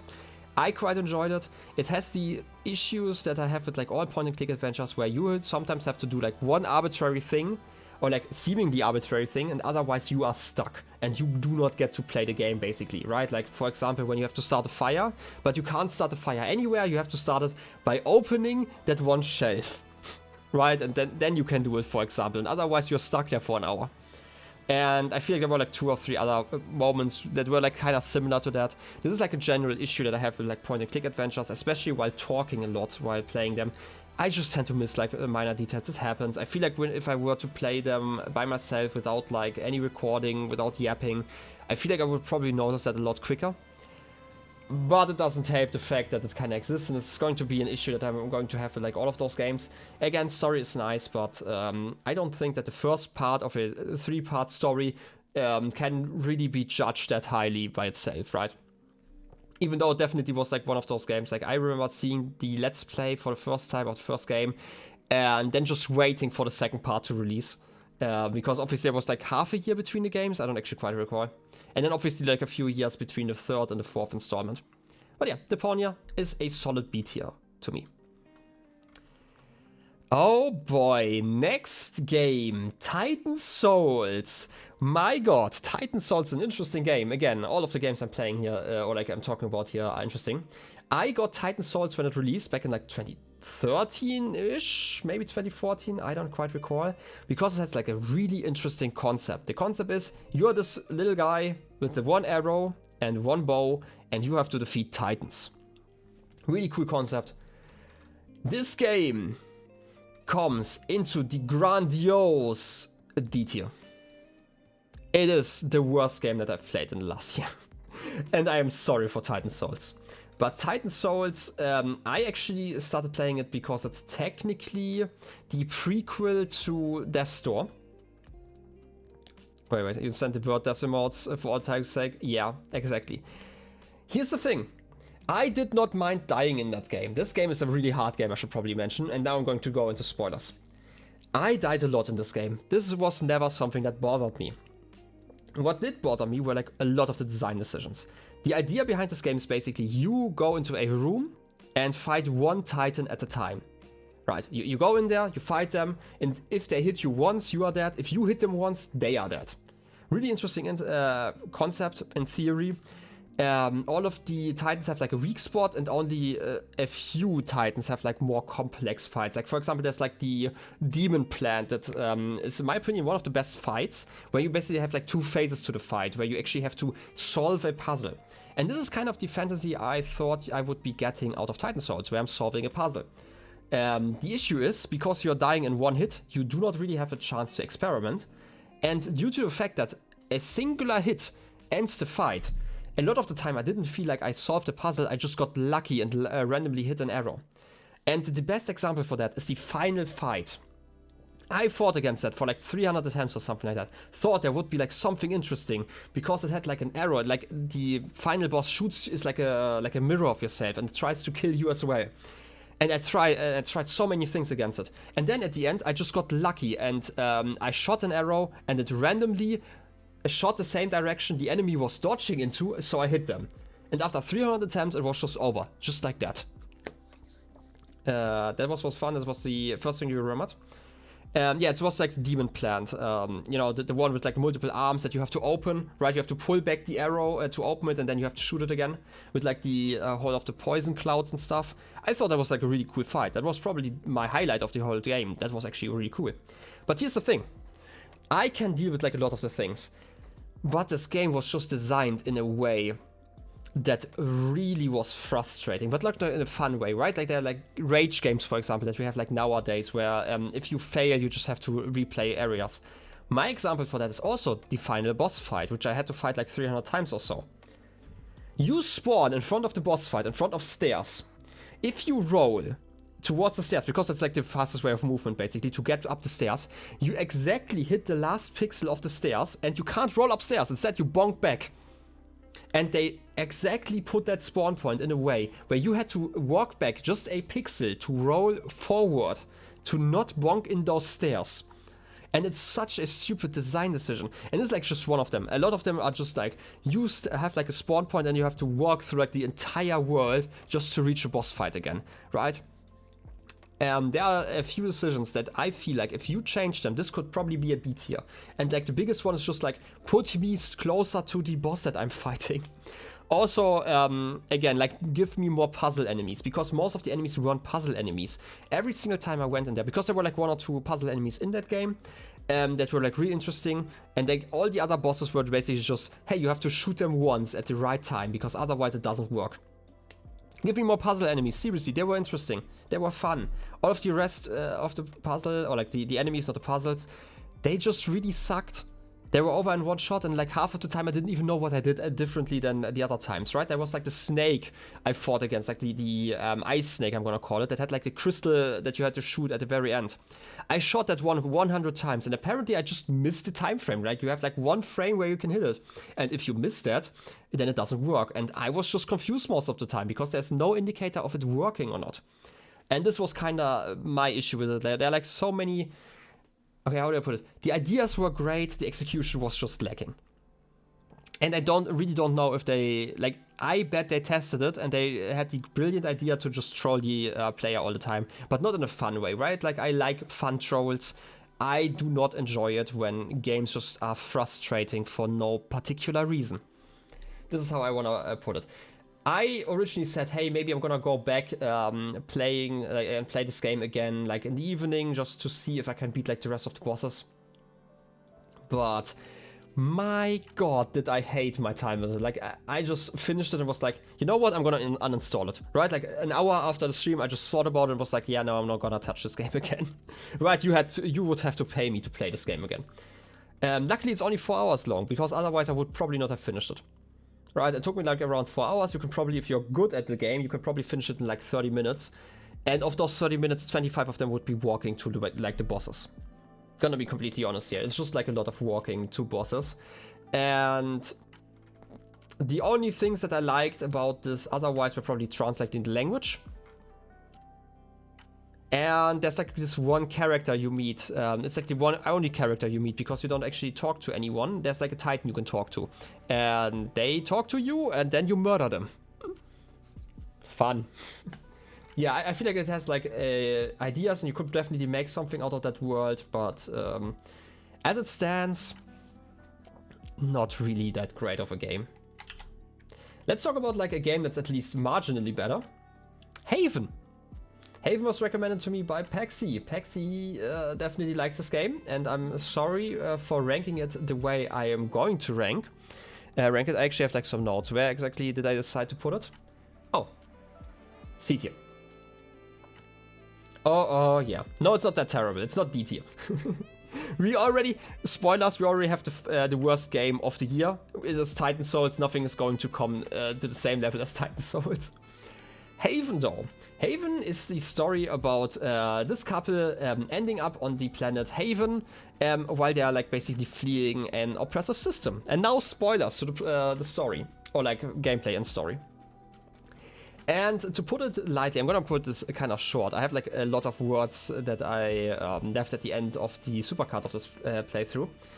But to put Haven in perspective, I would say Haven is a really neat story with really lovely characters and really meh gameplay. I did not care about the gameplay at all. I'm gonna be completely honest. If you had given me... Oh, true. Thanks. The plan is Source. It's been a few months, okay? If you had given me this as a comic or as a book, I would have probably at least put it B tier, maybe even an A tier. But as a game, I don't know. I thought that the controls were at times really clunky. When it comes like to the grinding, like you have like the flying ability, wait. Maybe your brain is better out of the slump now? I mean, maybe. You started playing it at a bad time? I mean, maybe. Yeah, again, like, I really like the story. I thought the story, like, okay, I'm gonna put it like this. I thought the story itself was fine, except for the finale, which I really liked, the way they handled it, right? Because, like, every single game or story kind of ends with, like, a big fight. And you didn't get that, right? It just ended the way it kind of made sense for the story, which I really appreciated. Otherwise, it kind of had, like, similar story beats that you would have, like, in other stories. It was just, like, unique to the setting, and it's a really peaceful game. Which puts it kind of in a very awkward spot. Because on one hand, the game is kind of really easy, right? That's like, for the most part, you would think that you don't have to really think about it. But the issue is, I actually had to think about it slightly. It's not quite simple enough that I can't look at the screen. I actually have to look at the screen, but it's not interesting enough to actually hold my attention. It's like in this really weird spot. A big example for that is probably the combat, which I don't think was particularly hard. It just fried my brain because the controls were weird. And I feel like had I used more of those weird capsules, like you have like these capsules that you unlock like in the middle of the game, that basically trivialize combat even more, then yeah, it would have been just over basically. You enjoyed the movement a lot, combat is clunky though. Yeah, at least we agree on the combat. Here's the thing about the movement. The movement felt the best on flat ground where nothing happened. Because if you got to like cliffs and stuff, if you didn't have like enough speed, your character would just turn around awkwardly. Right, if you like started. You couldn't really stop flying around if you wanted to, which felt like kind of weird. Why isn't then the standard mode of transportation? No, your characters are just complaining whenever you're walking for like 3 steps. Right, like I did not really love the movement. There wasn't enough in there to make it interesting, and it wasn't also like, while at the same time you kind of had to pay attention to it, especially when you use like the, I'm gonna call it like the grind rails that you got with like the flow lines. But yeah, the thing is actually, as you mentioned it, the characters and story save it for you. The characters and story are like the reason why I would actually visit this, which is also why it's like in C tier. I think it's not a good game. I think it's a great story though. Again, I like the story. I love the characters. Had you given me this as like a comic, I would have just gobbled it up. Seriously. Give me that as a comic. Maybe audiobook. I don't know what you want to make. Maybe animated series. Whatever it is, just don't make it a game. This is like kind of how I would put it. As a story, it's like at least a B tier, if not an A tier. And I really, like, if people like story-based games, they should probably try it out. There's also like an easy mode, to my understanding. I've never tried the easy mode. Maybe it makes combat so trivial that you can ignore it. If that's the case, just switch to that and experience the story. But yeah, like, I felt like it wasn't interesting enough as a game. Again, like, as a story, I liked it. All the story moments were really cool. Finding the little pieces, you could argue, is probably the most interesting part. Like, all the things that they used to decorate their nest, as they called it, right? Like the spaceship. Really cool. I generally thought that the you know how like every story has like this last big fight before the climax. I just thought that was kind of annoying in the story, I have to say. It was kind of blown out of proportion. I understand where it came from. I just thought it was kind of stupid. I don't know if the story really needed that one. Like the drama that we had, because was it Kay told you that he didn't care about like who the match was for her, and then once he told her, just because obviously the what was it called? Like something. Oh, I want to say Ozai, but that's the guy from Avatar. Right, because he's like a crazy guy. I understand that that would be like surprising or like shocking, but I genuinely thought that part of the act just wasn't that. I don't know. We could have skipped that one. Ozai's thing. I knew it was like something similar, but yeah, I just thought overall, again, give me that as a story, not as a game, and I would be happy. This is why it's in C tier. And again, could be better T just means like I'm going to play through it as long as people remind me to play through it, right? I would probably forget playing through it if I had to do it on my own. And again, if it were like a comic or something that I could just easily read, I would probably just finish that one in a weekend, right? Something like that. I enjoyed the characters enough that I would probably be confident about that assessment. That's Haven. Again, C tier. Then next game, Oxygen not included. This is part of my 4 games that I really, really like playing every once in a while in my off time, which is why it gets the established title of, I don't actually know if I want to put it in A+ or A. I'm gonna put it in A+ just because I can. Oxygen not included is one of my favorite games. I'm approaching like the 1,000-hour mark in that game. I've been playing it since 2016 when it came out. I should probably describe what this game actually is. This is a physics sandbox where you try to keep like all your duplicates alive. As explained, oxygen is not included, which means that oxygen production is probably something you should automate, right? It's like one of those games. It's a physics sandbox. You play around with like all the elements. You can control their temperature basically with like stuff that happens in game. Right, I like the devices to heat up stuff, to cool them down, to mine and dig, and to build constructs, and have like these really fascinating builds. Basically, some of them automated, some of them requiring some of your duplicate labor. They're called duplicates because you print them out, which is just very lovely. It's a very charming art style. By the way, not only do they release a DLC soon, but there's also like a spin-off game that seems like a mix between Oxygen Not Included and Noita, or like Terraria. It's like a mix of all of those 3 games from what I understand. Maybe more Noita. I've never really played Noita, but I've seen something. I'm looking forward to that, as well as the DLC. The DLC, to my understanding, has already released, but I am currently like in the middle of a run. So I am currently not playing that. And I'm sorry if I just spoiled like the fact that this is a physics sandbox. There's not really a lot of story. There's technically lore in that game that you can find while playing, but people generally play for the sandbox aspect, and it's just a really fun game. You've never played Noita, but you feel like it because it's Finnish. Reasonable. I mean, I feel like if I played it, I would be finished. Just because it's a hard game, apparently. Anyway, really a cool game. I recommend it to anyone who likes, you know, big contraptions and Rube Goldberg machines and stuff. You can have a lot of fun with that game. And yeah, basically, if I'm not streaming, currently I'm playing this game, basically. Okay, not quite. I'm actually busy with like other stuff as well. But this is like one of the games I rotate through. There are, again, 4 games I do that with. One of them is Minecraft, one of them is Rimworld. The other one is Oxygen Not Included. And the 4th game is Dwarf Fortress, which I've not played on stream, and I will probably not play anytime soon. It has like a similar issue to those games. I really enjoy playing them.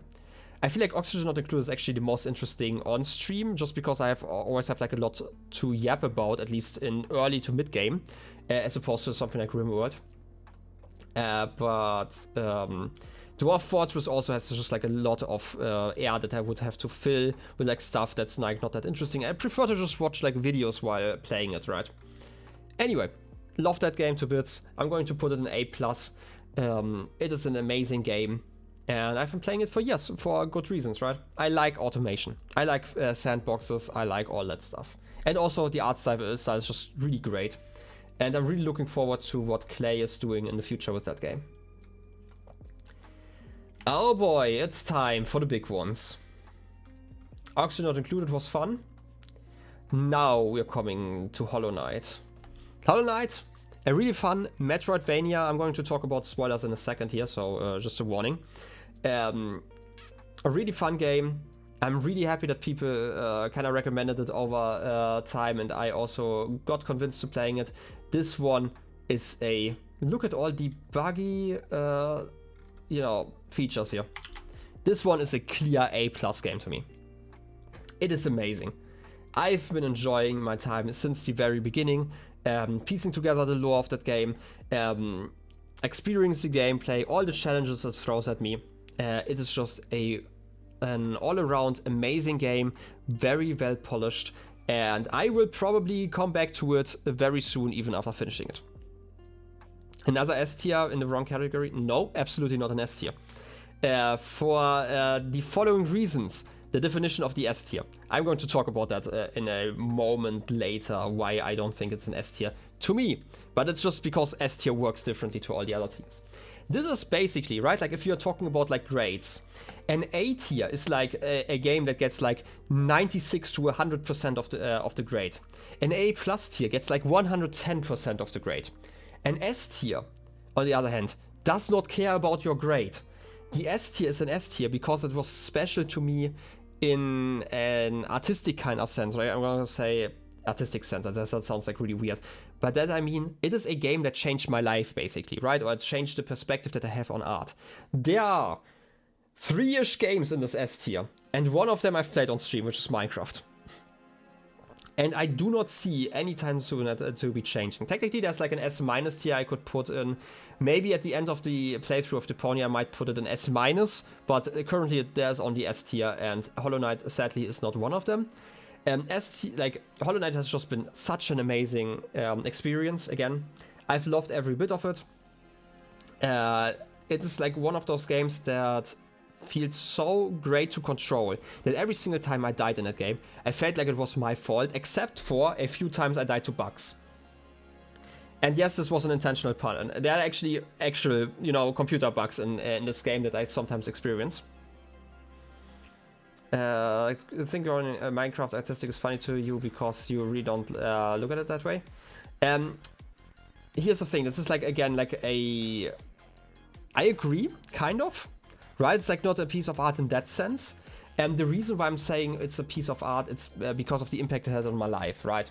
The way I experience it. I said like artistic is like one of the places in there, but the bigger part is just how it changed my life, basically, right? Like I've been playing Minecraft. I talked about this for over like 10 years. I mean 14 years by this point, right? I started early 2011 in beta.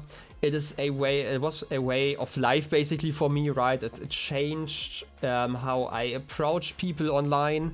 It is the reason why I'm streaming today. It is the reason why I originally made videos, like when I was a teenager. It was the reason I connected to a lot of people online, made long-lasting friendships, and like no other game really comes close to what Minecraft has done for me, right? There's some others that kind of change how I view art, which is like the other 2 games on that list. One of them obviously being Outer Wilds. I know I have to mention Outer Wilds every single time I talk about games. It's just kind of on there. Even though I can see the argument that other games are better than, for example, Outer Wilds, without spoiling anything about that. There might be better games than it, but it probably don't, like, games have not really changed me that way. This is kind of how I would put it. But yeah, you could absolutely make your own list on the Discord, by the way. I posted a link in the announcement channel. If you want your own tier list, we can talk about it at the very end. I will definitely look at Cat's list, and I actually looked at it already while I was on break, and I have some comments about that. But I will talk about that later. Again, back to Hollow Knight and spoilers. Again, spoilers. Right, like I really loved my experience with Hollow Knight. You're gonna going on a bike ride, enjoy ranking. Thank you for hanging out, and I hope you enjoy the bike ride. Can't believe I'd look up spoilers. Yeah, I do that every once in a while. I'm just so great. I'm just such a car guy, I guess. Anyway, Hollow Knight and spoilers. I really enjoyed my playthrough of Hollow Knight. I started in the beginning, right, like just experiencing, getting the grasp on things, and I kind of had like the advantage that I played Rogue Legacy before because the movement was like somewhat similar, so I got the hang of it rather quickly, which also meant that I skipped a lot of stuff in the beginning, right, like my first boss that I fought was Morlek, right, that was quite something. Right, because I just figured out how to pogo into that area, and I might have lost, but it was certainly an experience.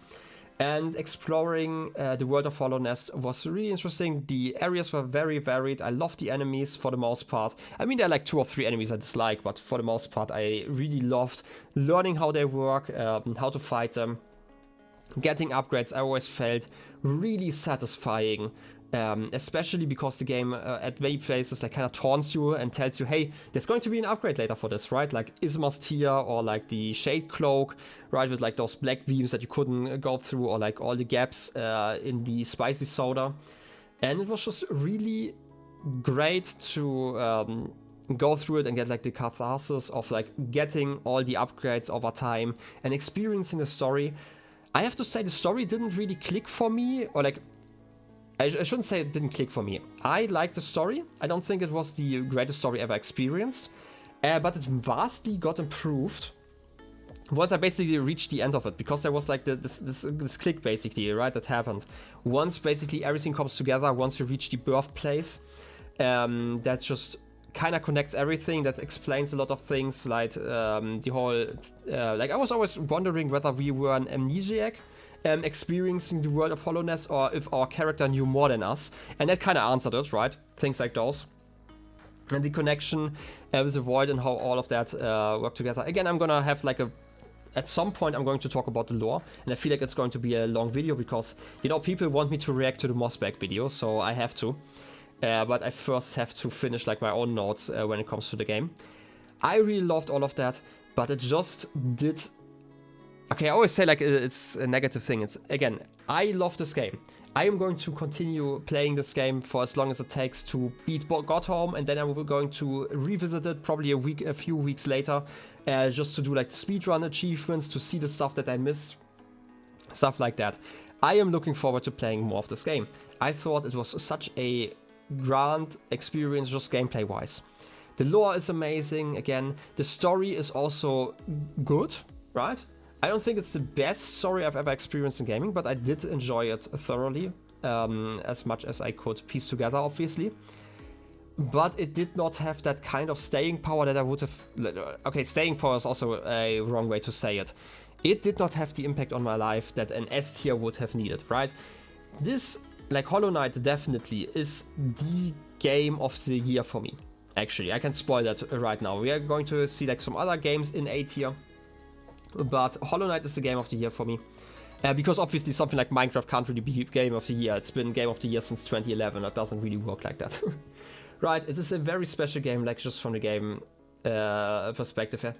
But it's just not an S tier, right? Again, like S tier is like removed from like the other tier list. Because if we are just talking about like quality of the game, or like a specific experience that I had, then I don't think like Minecraft itself would be S tier, for example, right? It's just S tier because of all the outside factors basically that come together when we're talking about Minecraft. Because Minecraft is not just a game, it's a community, it's the experience you have outside, it's the friends you make along the way.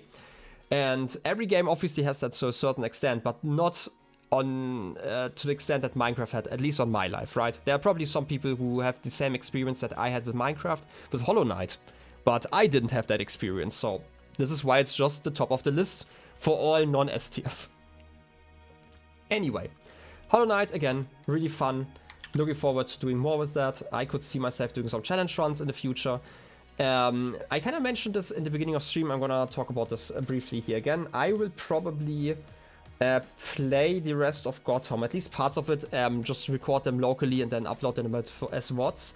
I might do some streams, it's just that they are currently in a weird time slot for me, so I don't actually have the time, and I don't actually want to wait a few weeks until I have time again just to play Hollow Knight, right? Because it's an enjoyable game and I'm also kind of unlearning all the skills I've had. So maybe it's going to be like a VOD only thing, I don't know. I'm gonna update people on the Discord if that happens. Otherwise, I will probably return for it for another stream. Anyway, next game, Half-Life. Half-Life is also really interesting because it's obviously kind of one of the fathers of shooters, you could say, right? Like at least like modern shooters, and a lot of the ideas that we got introduced in Half-Life. And the Piss dimension, exactly, kind of had stayed for quite some time. I'm actually not quite sure where exactly I want to rank it. I want to say... I don't know if I want to rank it in C plus or C. I'm going to rank it in C plus just because C plus is so empty right now. I would otherwise rank it in P for Piss. I agree. The Piss dimension was definitely interesting. Half-Life, obviously a classic shooter that people talk about. Well, people mostly talk about the second part in the series. And all the memes exist just for Half-Life 2.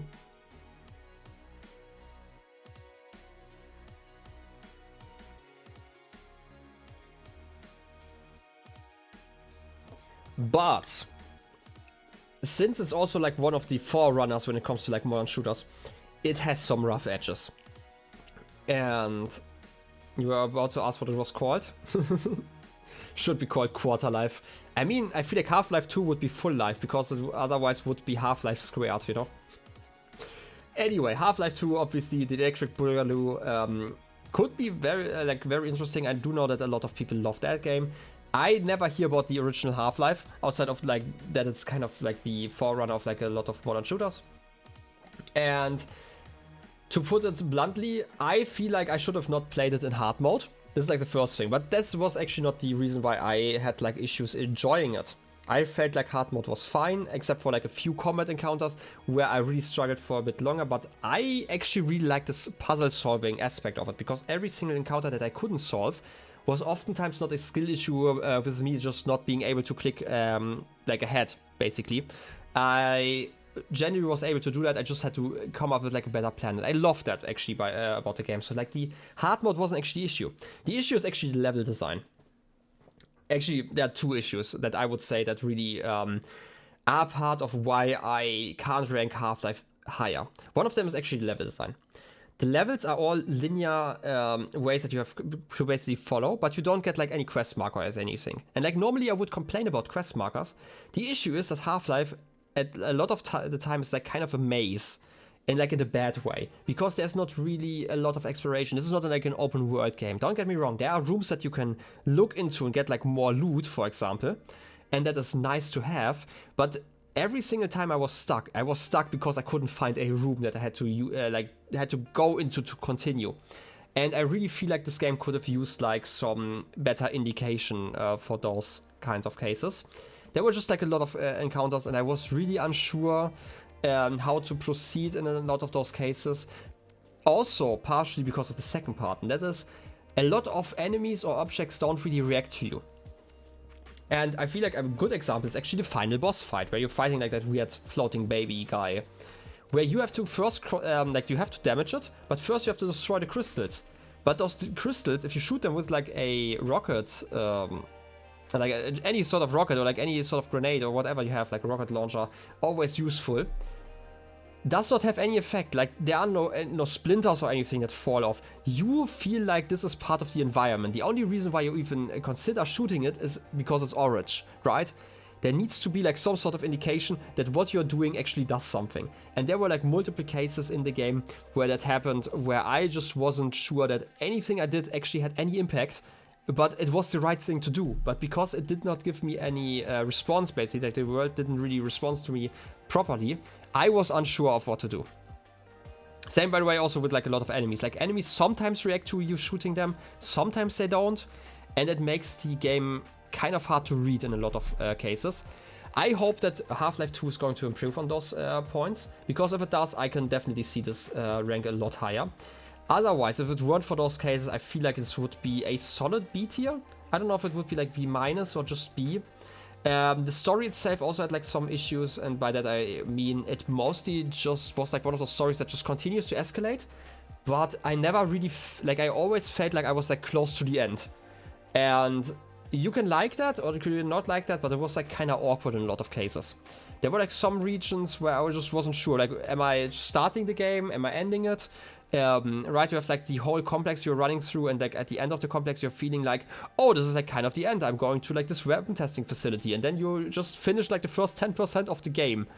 And it kind of needed, in my opinion, better indication of like where you are when it comes to the stakes. You can like that, and I don't think it's like the worst case, like the worst idea to make a game like that. Obviously, there are some people who enjoy games where like the stakes are just being raised constantly, and it just continues like that, with like no ceiling in sight, and that can be fine. I just don't enjoy it like that, right? This is just kind of it. They're just kind of game decisions that aren't inherently bad, sometimes, that I just don't enjoy, right? Like, for example, I don't necessarily enjoy like a lot of the ways a lot of open world games, for example, are designed. And I don't think that this is a wrong way to design them necessarily, depending on like how you design them, obviously. I just don't like it, right? Those are like two different things. Just making that as an example. I should have probably talked more about that when I was talking about Zelda, but alas, it's too late. I'm not gonna talk about Zelda again. Instead, I'm going to talk about Zelda. Tears of the Kingdom. Now that I finished that. Tears of the Kingdom, we actually started beginning of the year somewhere. Tears of the Kingdom is a very interesting game to me. And let's rank it. I would say, I feel like C- looks kind of empty, no? Nah, it's like A- for me currently.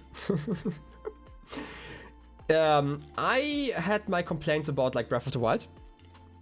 And I'm going to, by the way, talk about both of the games kind of in tandem, because I feel like Tears of the Kingdom does not stand as a game on its own. I mean, it could stand out as its own, but I feel like everyone who plays this game is going to play Breath of the Wild first, just because it's kind of connected like that. And I definitely recommend it to do it in that way, to just see the improvements, right? But I genuinely think that most things that happened in Breath of the Wild, or like most of the gameplay features, were improved in Tears of the Kingdom. I mean, vastly. There are like a few things that I feel like I prefer in Breath of the Wild. And when I say a few things, I mainly mean the main hook of the game. Should I start with that one? Yeah, sure. Let's start about that. I'm going to compare those two, so I'm going to put them like kind of on the same screen. Tears of the Kingdom, obviously here, Breath of the Wild. In Breath of the Wild, you have the castle, right? You have Hyrule Castle, you have Ganon sitting in there. You know what? That's probably stupid to do it like this. I'm just going to zoom in Zelda so people know. You have the castle, you see it, the king goes, hey, you know what, you just lost your memory, here's your glider, you can freely explore, but remember, Zelda's waiting for you, and Ganon is like the big bad there, and you could defeat him, but you are probably too puny and weak to do it right now, you should probably upgrade yourself first, or like get some upgrades when it comes to like your gear. And this is just like such a strong hook in my opinion, right? You still feel like under pressure kind of, because you know that Zelda's kind of hanging there, trying to defend Hyrule from evil, and she needs your help, and there's like kind of this call to action that you have to help her. And then in comparison, we have Tears of the Kingdom. We have the Demon King, right? We find them in the very beginning. It's like the bad guy, and we do know that we kind of lose our arm, and Zelda kind of disappears. And then we have like the whole, like, the equivalent to the plateau being the Sky Island, obviously. We go through the tutorial, we learn everything, and then we give the Master Sword to Zelda, and we see that Zelda is safe. And suddenly, all the high stakes we got from the Demon King are down in the basement. And now you're kind of just feeling like, oh yeah, I have time, I can do whatever I want. Like, I don't, like, there's like weird stuff happening, it's probably connected, but it doesn't really feel that urgent to me, right? In Tears of the Kingdom, I really don't feel like that, how do you put it? I don't want to say like the drive to adventure, because there's a drive to adventure. I just don't feel the urgency to actually finish the game, right? I don't know if like you could like that or you could dislike that. I feel like for a game, like an open game, where the goal is to explore every single piece of the continent, if that's your goal, that is fine. But like on a narrative level, I dislike that kind of. Which is interesting, because I actually really like all the main quests. I also like the likes. Funny enough, you don't relate to this. Didn't give a shit about the stakes in Breath of the Wild. You're sure that again we're fine? You just go Korok hunting? I mean, this is again like your interpretation of the game, right? I'm just saying this is how I'm feeling about the game, right? I feel like the having like the big bad standing there, right, like in front of you, it's like taunting you, saying, "Hey, I'm here. You could fight me, but you are too weak. You're too puny." That is just, in my opinion, a stronger hook to me. This hook is not as strong in Tears of the Kingdom, just because Zelda is safe, right? That's kind of how I would put it. But that's not to say that I dislike the main quest, because I really liked all of the main quests, right? I like last stream, I just stumbled into a main quest by accident, and I've been enjoying those, right?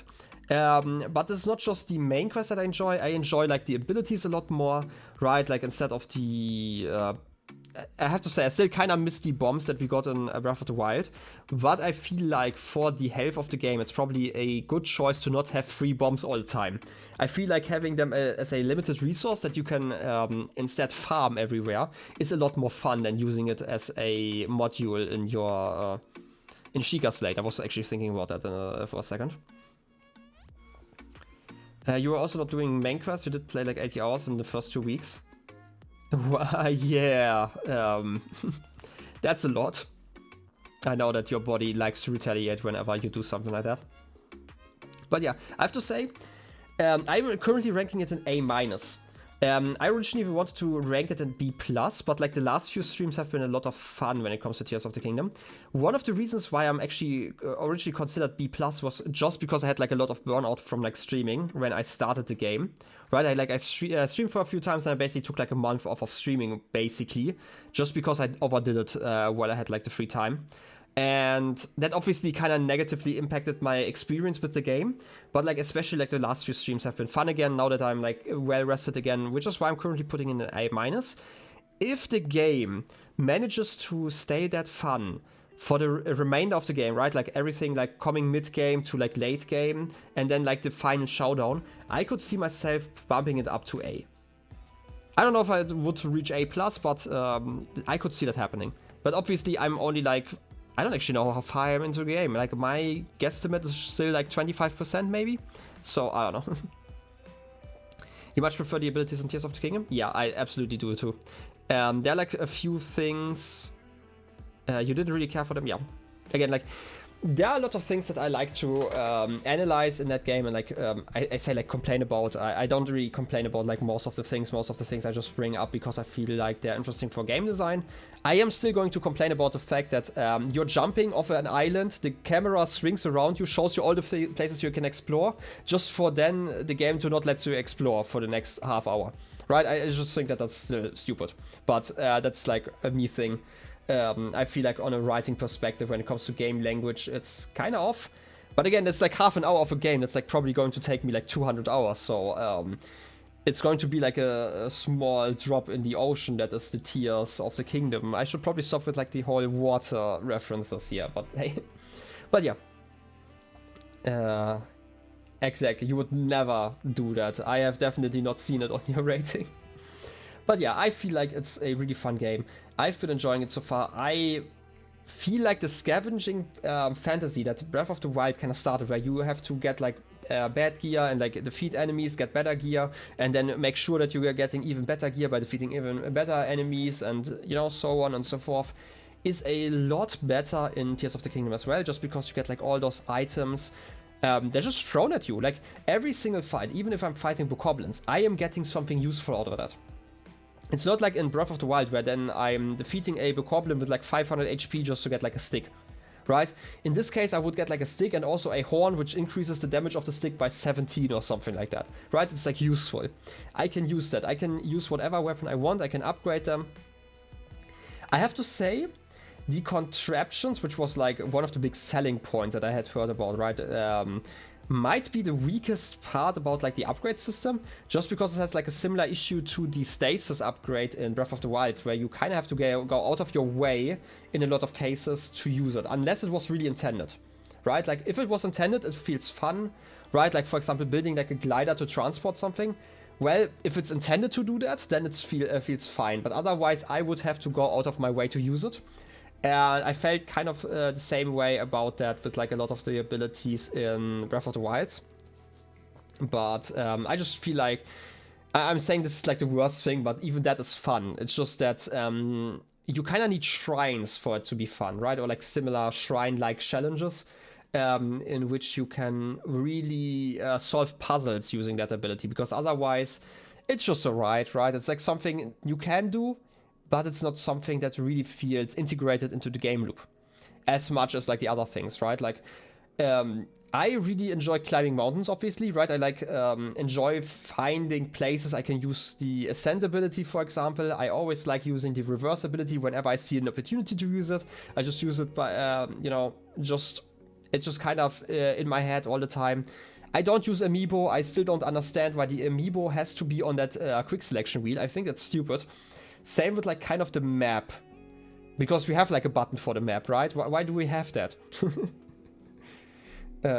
You've seen people build some super interesting stuff just for the fun of it. Yeah, exactly, just for the fun of it. You can do it for the fun of it, but you have to make time to do it. It's not really that integrated into the game outside of shrines that explicitly ask for that one. And like seriously, just replace the Amiibo thing with like a quick select to let me use one of the Saint's abilities, right? That would be so nice, so I don't have to talk to them, because I think that's kind of awkward.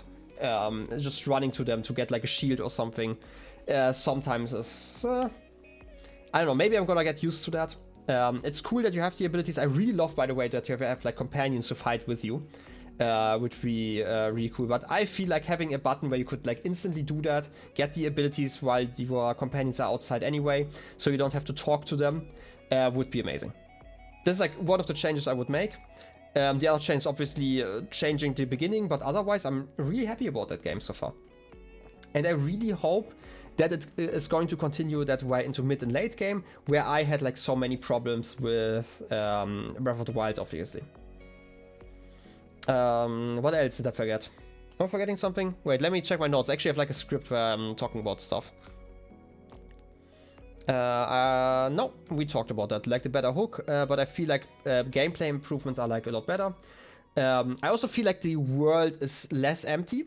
Like, I'm saying that as if Breath of the Wild was like such an empty world, but it was comparatively. It felt like that because you oftentimes had like long stretches of just walking to like the next interesting place. While in Tears of the Kingdom, I can just teleport to one of the islands and then just drop onto the interesting place, and just feels a lot nicer to explore like that. But it also has to do with me hating horses. But I have to say, I feel like horses aren't actually that useful. Especially when you're trying to climb like a mountain. It's not like a Skyrim horse, I'm assuming. But yeah, this just makes this a lot more fun. I'm still unsure about like the underground, just because there's like such a massive map, and I've had so few quests actually having to do with that one. But yeah, that's kind of how I'm standing currently. Again, A- for now. I could see that improving depending on where it stands. Like next year, when I'm rating the next chapter of games, basically, I will. There's a good chance that I'm going to revisit this one and some of the other games as well, and might move them around. But this is kind of where I'm putting them for now. Right. Now the question is, would I rate this higher than Rimworld?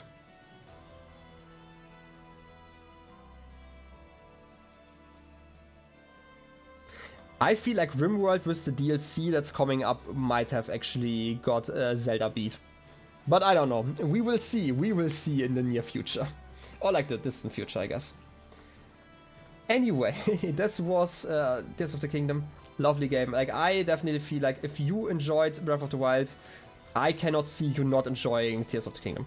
This is like kind of how I'm standing currently. I do not think that there's anything in Breath of the Wild outside of the hook, which again is like a personal thing, right? Like people can react to stories differently. Outside of that, I do not think that there's anything that Breath of the Wild did better. And here's actually another thing that I actually have to briefly mention still, right? I said that I kind of miss the bombs every once in a while. Here's the truth. I feel like the game without bombs is so much better, because there were so many moments where I just used bombs constantly because it was like the most efficient way of dealing with enemies. And I kind of optimized the fun out of my own playthrough, because I didn't want to use durability on my weapons, for example. And not having that option is actually an improvement. Right, and you have like such improvements, for example. And it's also just amazing that you have like new abilities, brand new abilities, and they didn't go back onto like the previous abilities outside of the camera. But I feel like camera's fine. They can keep the camera. They can't, I'm gonna steal it. Anyway, next game, Röki. Röki is an interesting, I'm always gonna call it, okay, how about I read your text first? Wait. There are people who prefer Breath of the Wild, more power to them. I feel like it's like a speedrunner thing. Story heavy beginning. Yeah, I can definitely see that. I always hear about like wind bombing. I feel like people are missing wind bombing, let's be honest.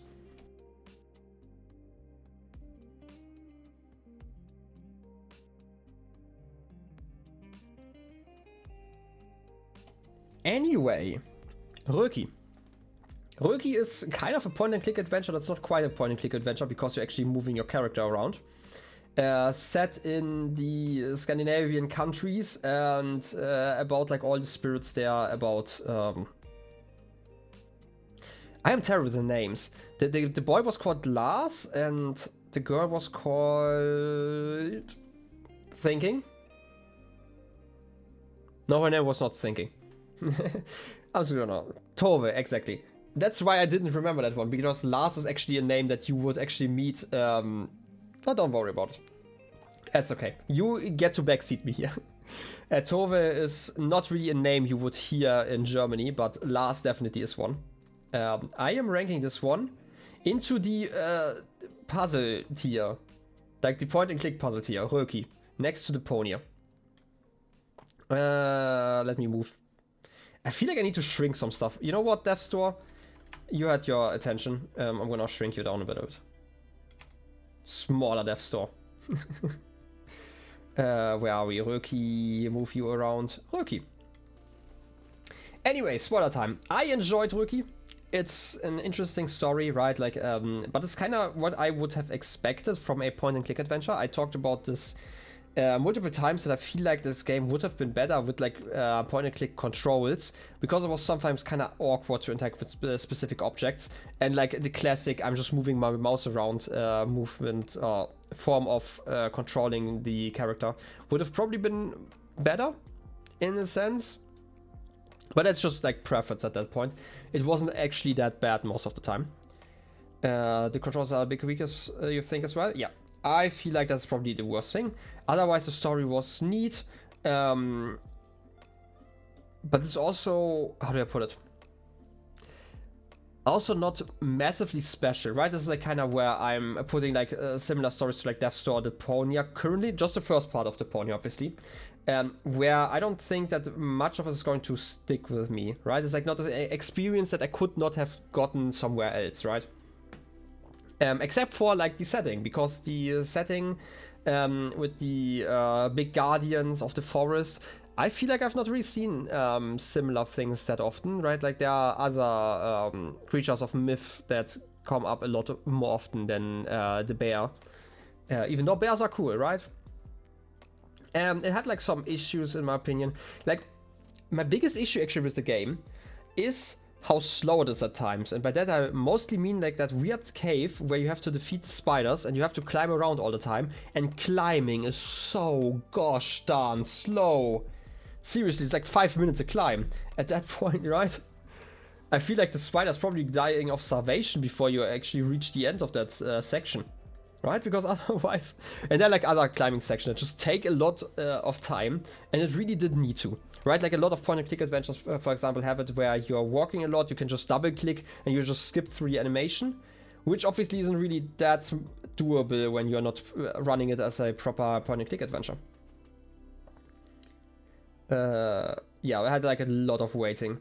Otherwise, you know, the puzzles were understandable enough, right? Like a lot of puzzle games, or like at least point-and-click puzzle games, Or like adventure games, I should probably call them properly. But their proper name, their full name, they tend to be kind of esoteric at times. I didn't really feel that way in this game. I don't actually remember any puzzles I full-on struggled because of it. Like sometimes I missed something, right? Like I at some point missed like a snail because I didn't look far enough to the right and I just kind of missed it. I understood the text that was like the dialogue that was nearby kind of differently, but otherwise I didn't feel like I got stuck too often. But it was like a decent experience, right? A fun story, a little adventure in the cold. It was nice to have like the cold lamps on all the time. But yeah, that's kind of where I'm standing. I do not feel like this is a, you know, life-changing experience to me.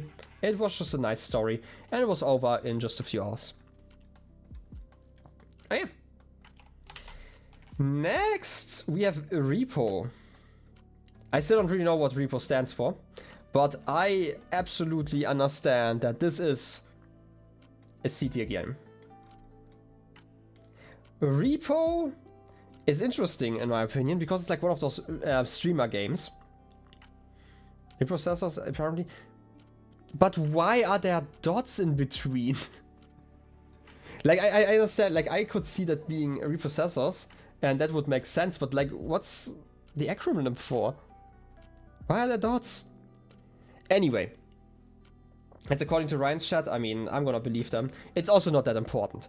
Why is this game C tier? Okay, I hope people kind of know the gameplay loop of you go in buildings, you steal all the stuff that you can, and you try to survive against monsters and bring all the loot back so you can pay the taxman. That's basically like the plot in there. And it's like one of those multiplayer game experiences, similar to like Lethal Company and something. Yeah, that's definitely how I would write it as well. Thanks, Kat. This has been enlightening. Anyway, the reason why I'm putting it in C tier is just, I think as a game, it kind of struggles with the same things that other games in its genre kind of struggled with, which is, it is a game that is purely fun because the people you play it with are fun. Which is also why it's, by the way, in C+ tier, right? As I mentioned, like C tier is like the tier of games you would have to remind me to play them. Like if somebody came up to me and was like, hey, you wanna play R.E.P.O with me? I would be like, yeah, sure, let's play R.E.P.O. But I would never go out of my way to play it. Right, I have seen that people have tried like challenges where they try to collect like as much loot as possible and reach like stage 100 or whatever they're trying these days. You can do that, but I feel like the general gameplay loop is not that interesting yet, to be fair. To my understanding, they're still updating the game, so there might be like more stuff to do. But it also has like some issues where, for example, if half of your crew dies, or just one person in your crew dies, they're not going to be having fun until you revive them. And there's a good chance you just miss them, and then they are just bored for like half an hour. And that's just kind of what happens in like those multiplayer games, which makes it not that fun. And I've not really seen a lot of games deal with that issue. Like the best example that deals with it is probably something like Among Us, where you at least get to still play the game, even like at least half the game, right? Like the bad part of the game, you at least get to interact with, and you can kind of help your team that way. But that's like probably the best case scenario. Something like R.E.P.O, like I remember playing that with Jumper and crew. Right, we had like Wind, Grim, and Bia in there, and I remember Jumper just dying that one round in the beginning, and then once he got revived, he just killed himself again because he was already not doing anything for like half an hour. Right, it's just kind of stupid. Can be fun, right? Again, like it's one of those games, it's really hilarious to just be hanging out with your mates and enjoying your time. But there are also other games I could be playing at that point, right? And especially games that actually give them a good chance to also play around. Oh yeah, I like the first interaction being that weird baby thinking everyone but me, yeah. Like, I didn't actually die the first 3 rounds, if I recall correctly. The only thing that died was, like, my microphone, because I muted myself at one point. That just meant that, like, there was, like, half an hour where I'm not talking, which was really annoying. Yeah. And obviously only muted myself on OBS, not on Discord, or, like, on the, like, in the game, which meant that people could still hear me, but they didn't realize that I was muted. Anyway, kind of sad.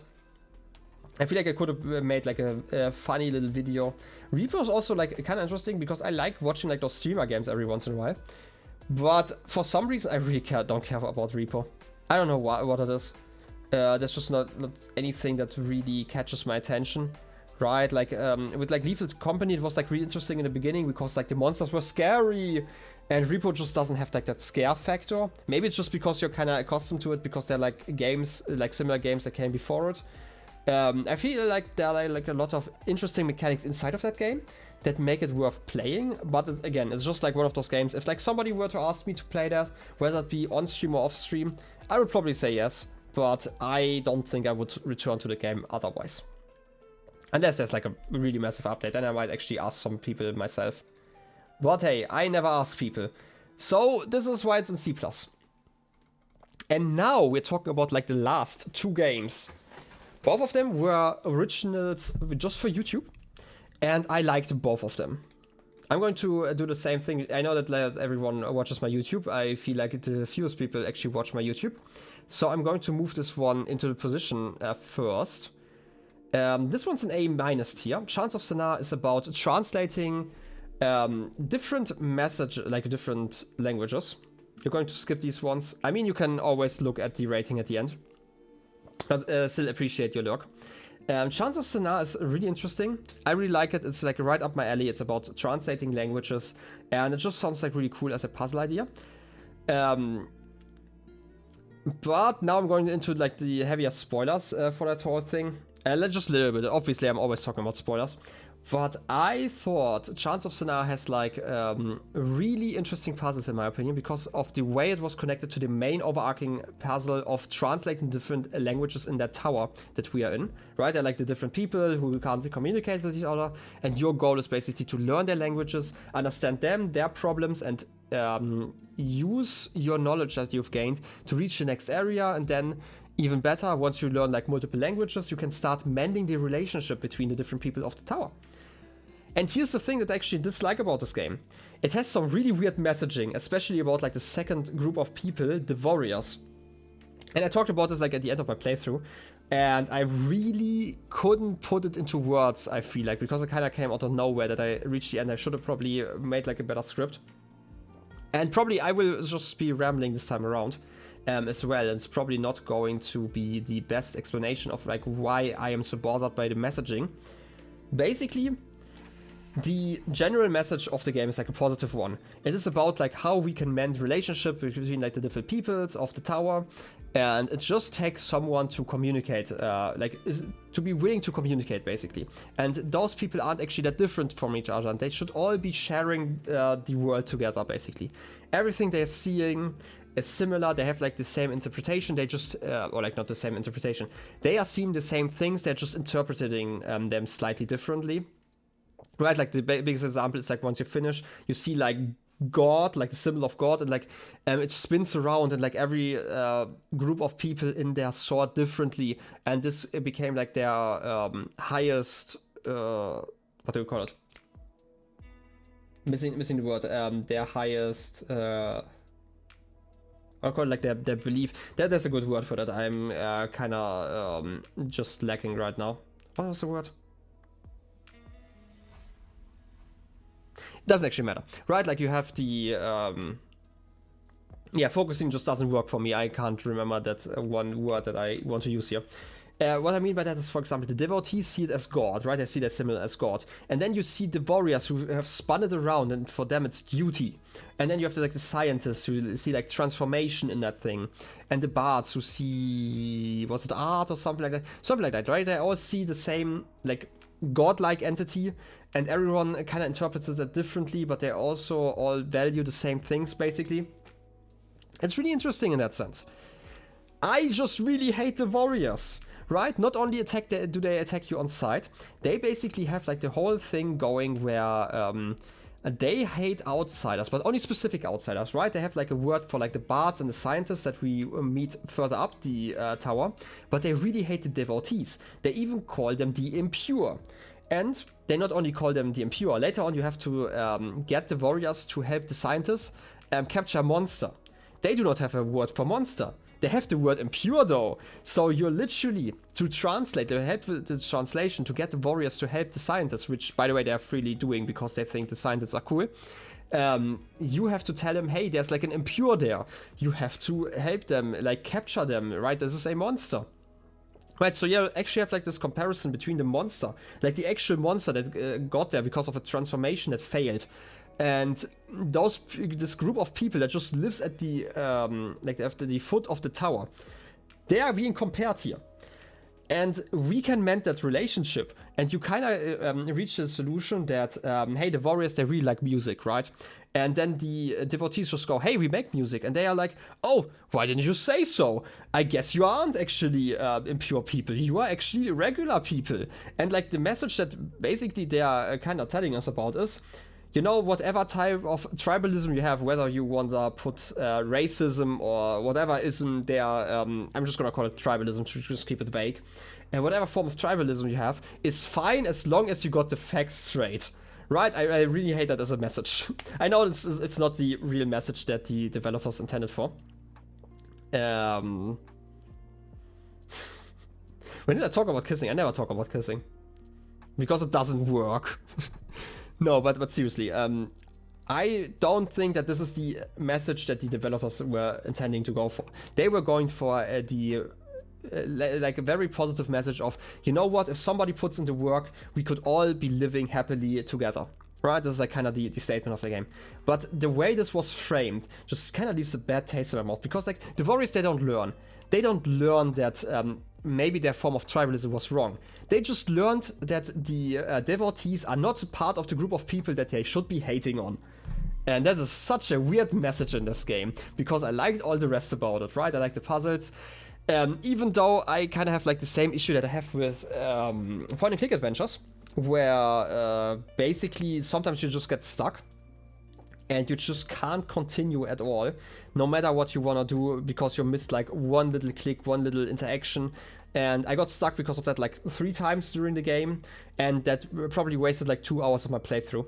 That alone, just because I missed like an interaction part. I literally had to draw a map at some point because I missed something. I thought I missed something in a maze instead. But yeah, this is interesting messaging. That's how I would put it. And again, this is just me being cynical and having my cynical worldview and wanting to critique stuff. I do not think, like, with all of my heart, I do not think that this is the message that those people want for, but it's also something you have to kind of think for when you're creating art. And this is, by the way, not an uncommon interpretation of racism. I'm gonna call it like racism again, or tribalism.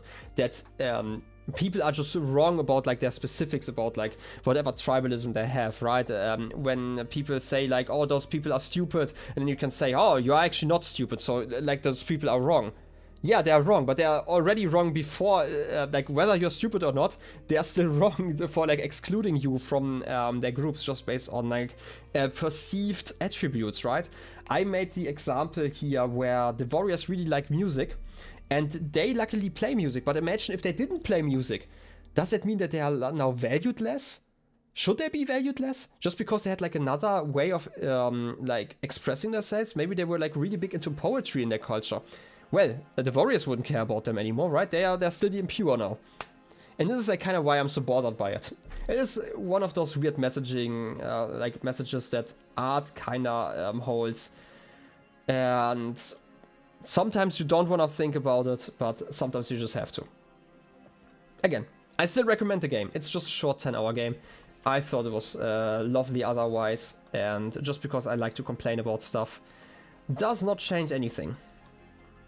Anyway, last game. Blueprints. You know, the game that everyone in their cat has been playing? I actually, and this is really interesting, I actually saw a trailer for Blueprints like over a month before it released. And then I started working on preparing my YouTube channel, right? The daily Let's Play one.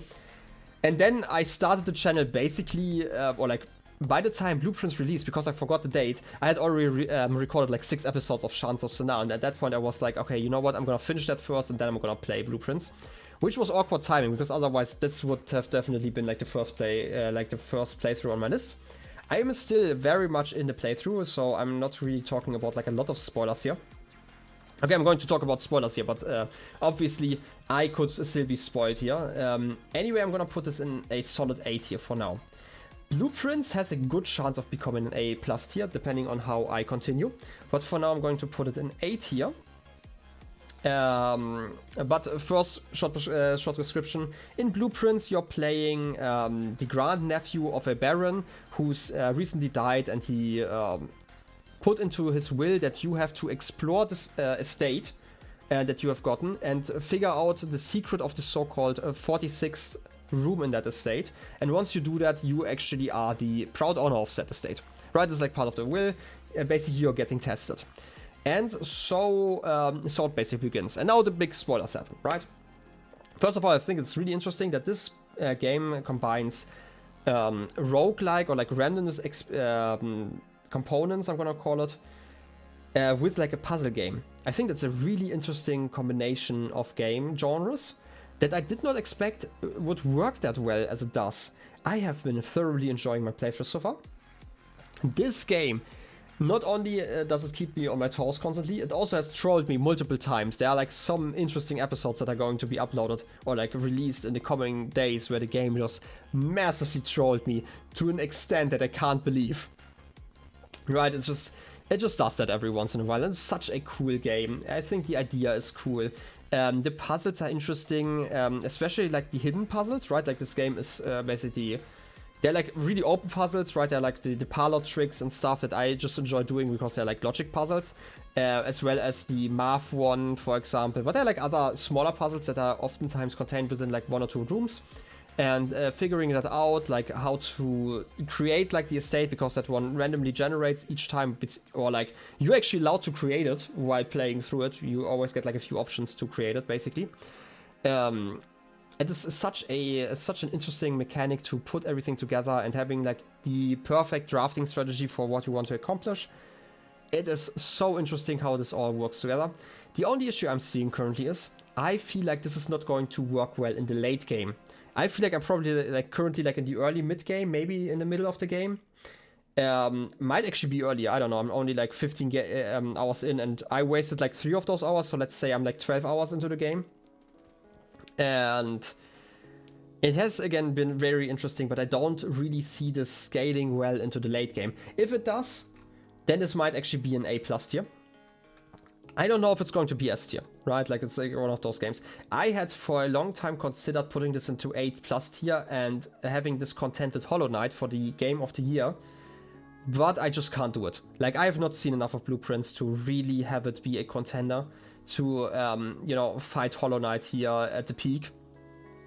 It just can't, right? It might be an A+ tier.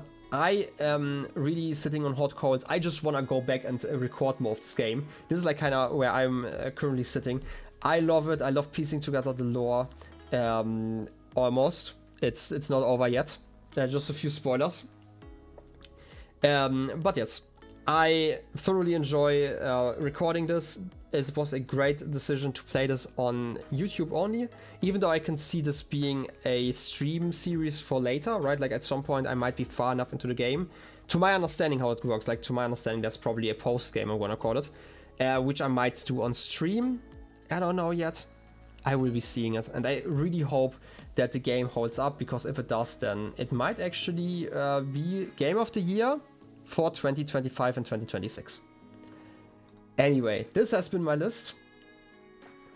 Okay, I'm gonna pause it here. Spoilers. Oh. Anyway, this has been quite a list. We had like 20 games to rate. And this is kind of how I would put it. There are actually more games in A than I expected.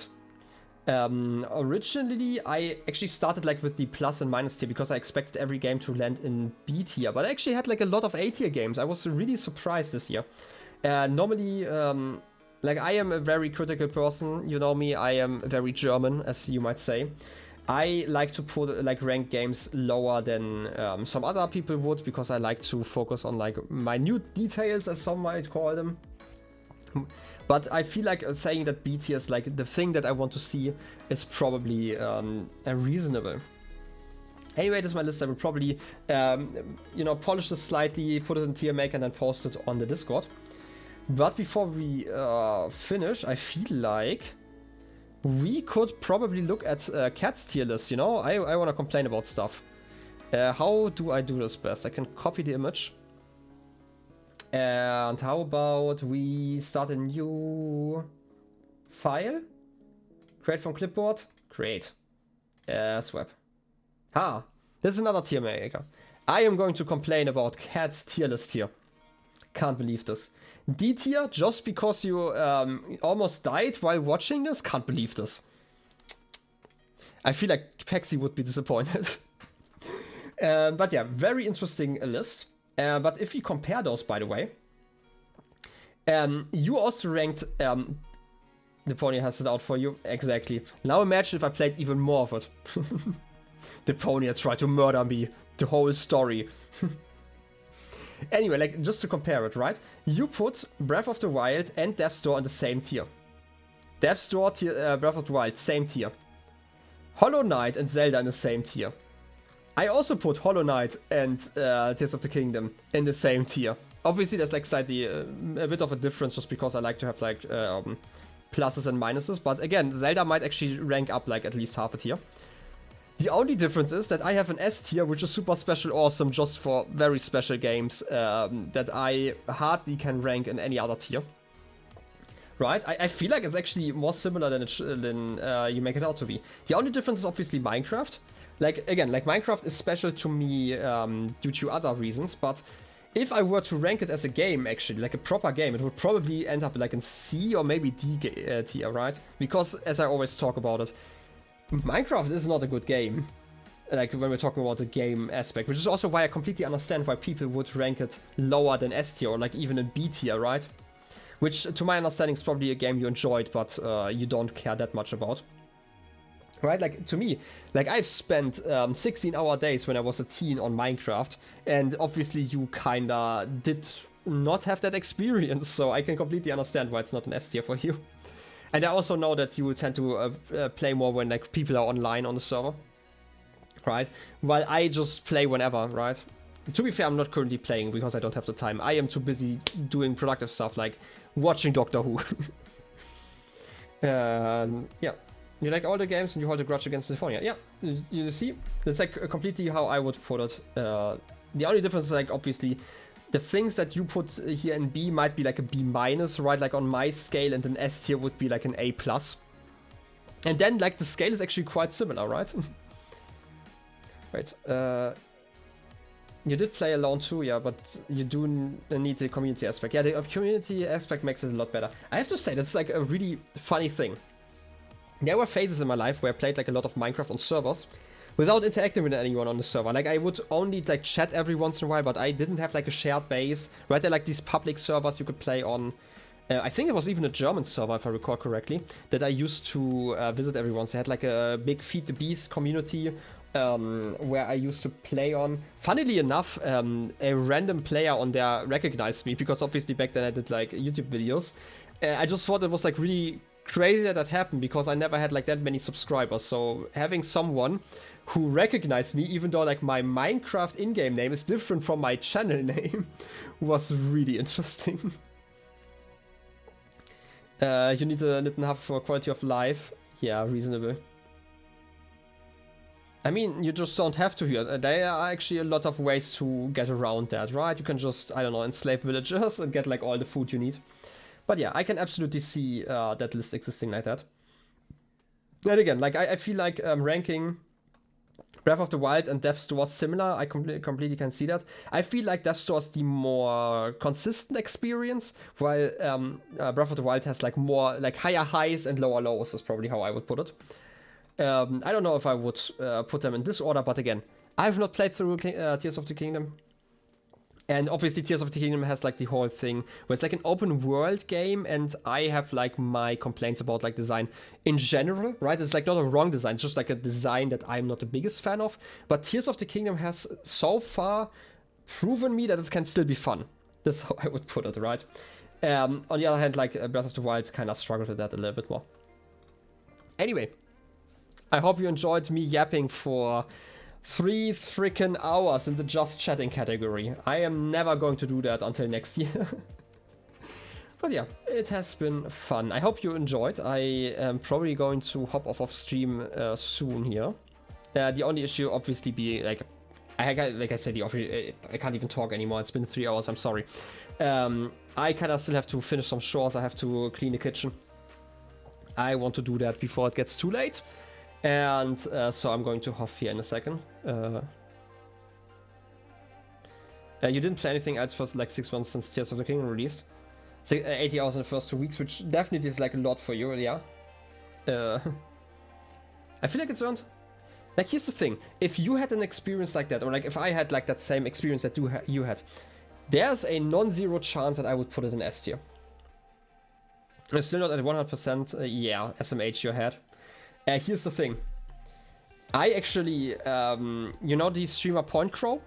I didn't watch his Tears of the Kingdom stuff, but I had him in like my following list, and I saw him trying to 100% the game, and it was like 200 hours in, and he was like 60% into the game, right? And I was like, oh shit, Tears of the Kingdom has like a lot of content that the speedrunners takes that long. But yeah. Need I get back into Tears of the Kingdom? Minecraft server interrupted your flow? Reasonable. But yeah, this is a big game, right? This is like why I'm feeling like I'm 25% into the game. Obviously just talking about like stuff that I want to experience, right? I am never going to 100% Tears of the Kingdom. I can't see me ever doing that. That is way too much work for just hunting Koroks. But hey, maybe I'm gonna be surprised and somebody donates like $1 million so I can do that for a living and just stream for like 24 hours a day just to collect Koroks and Tears of the Kingdom. In which case, I would definitely put it higher than D tier.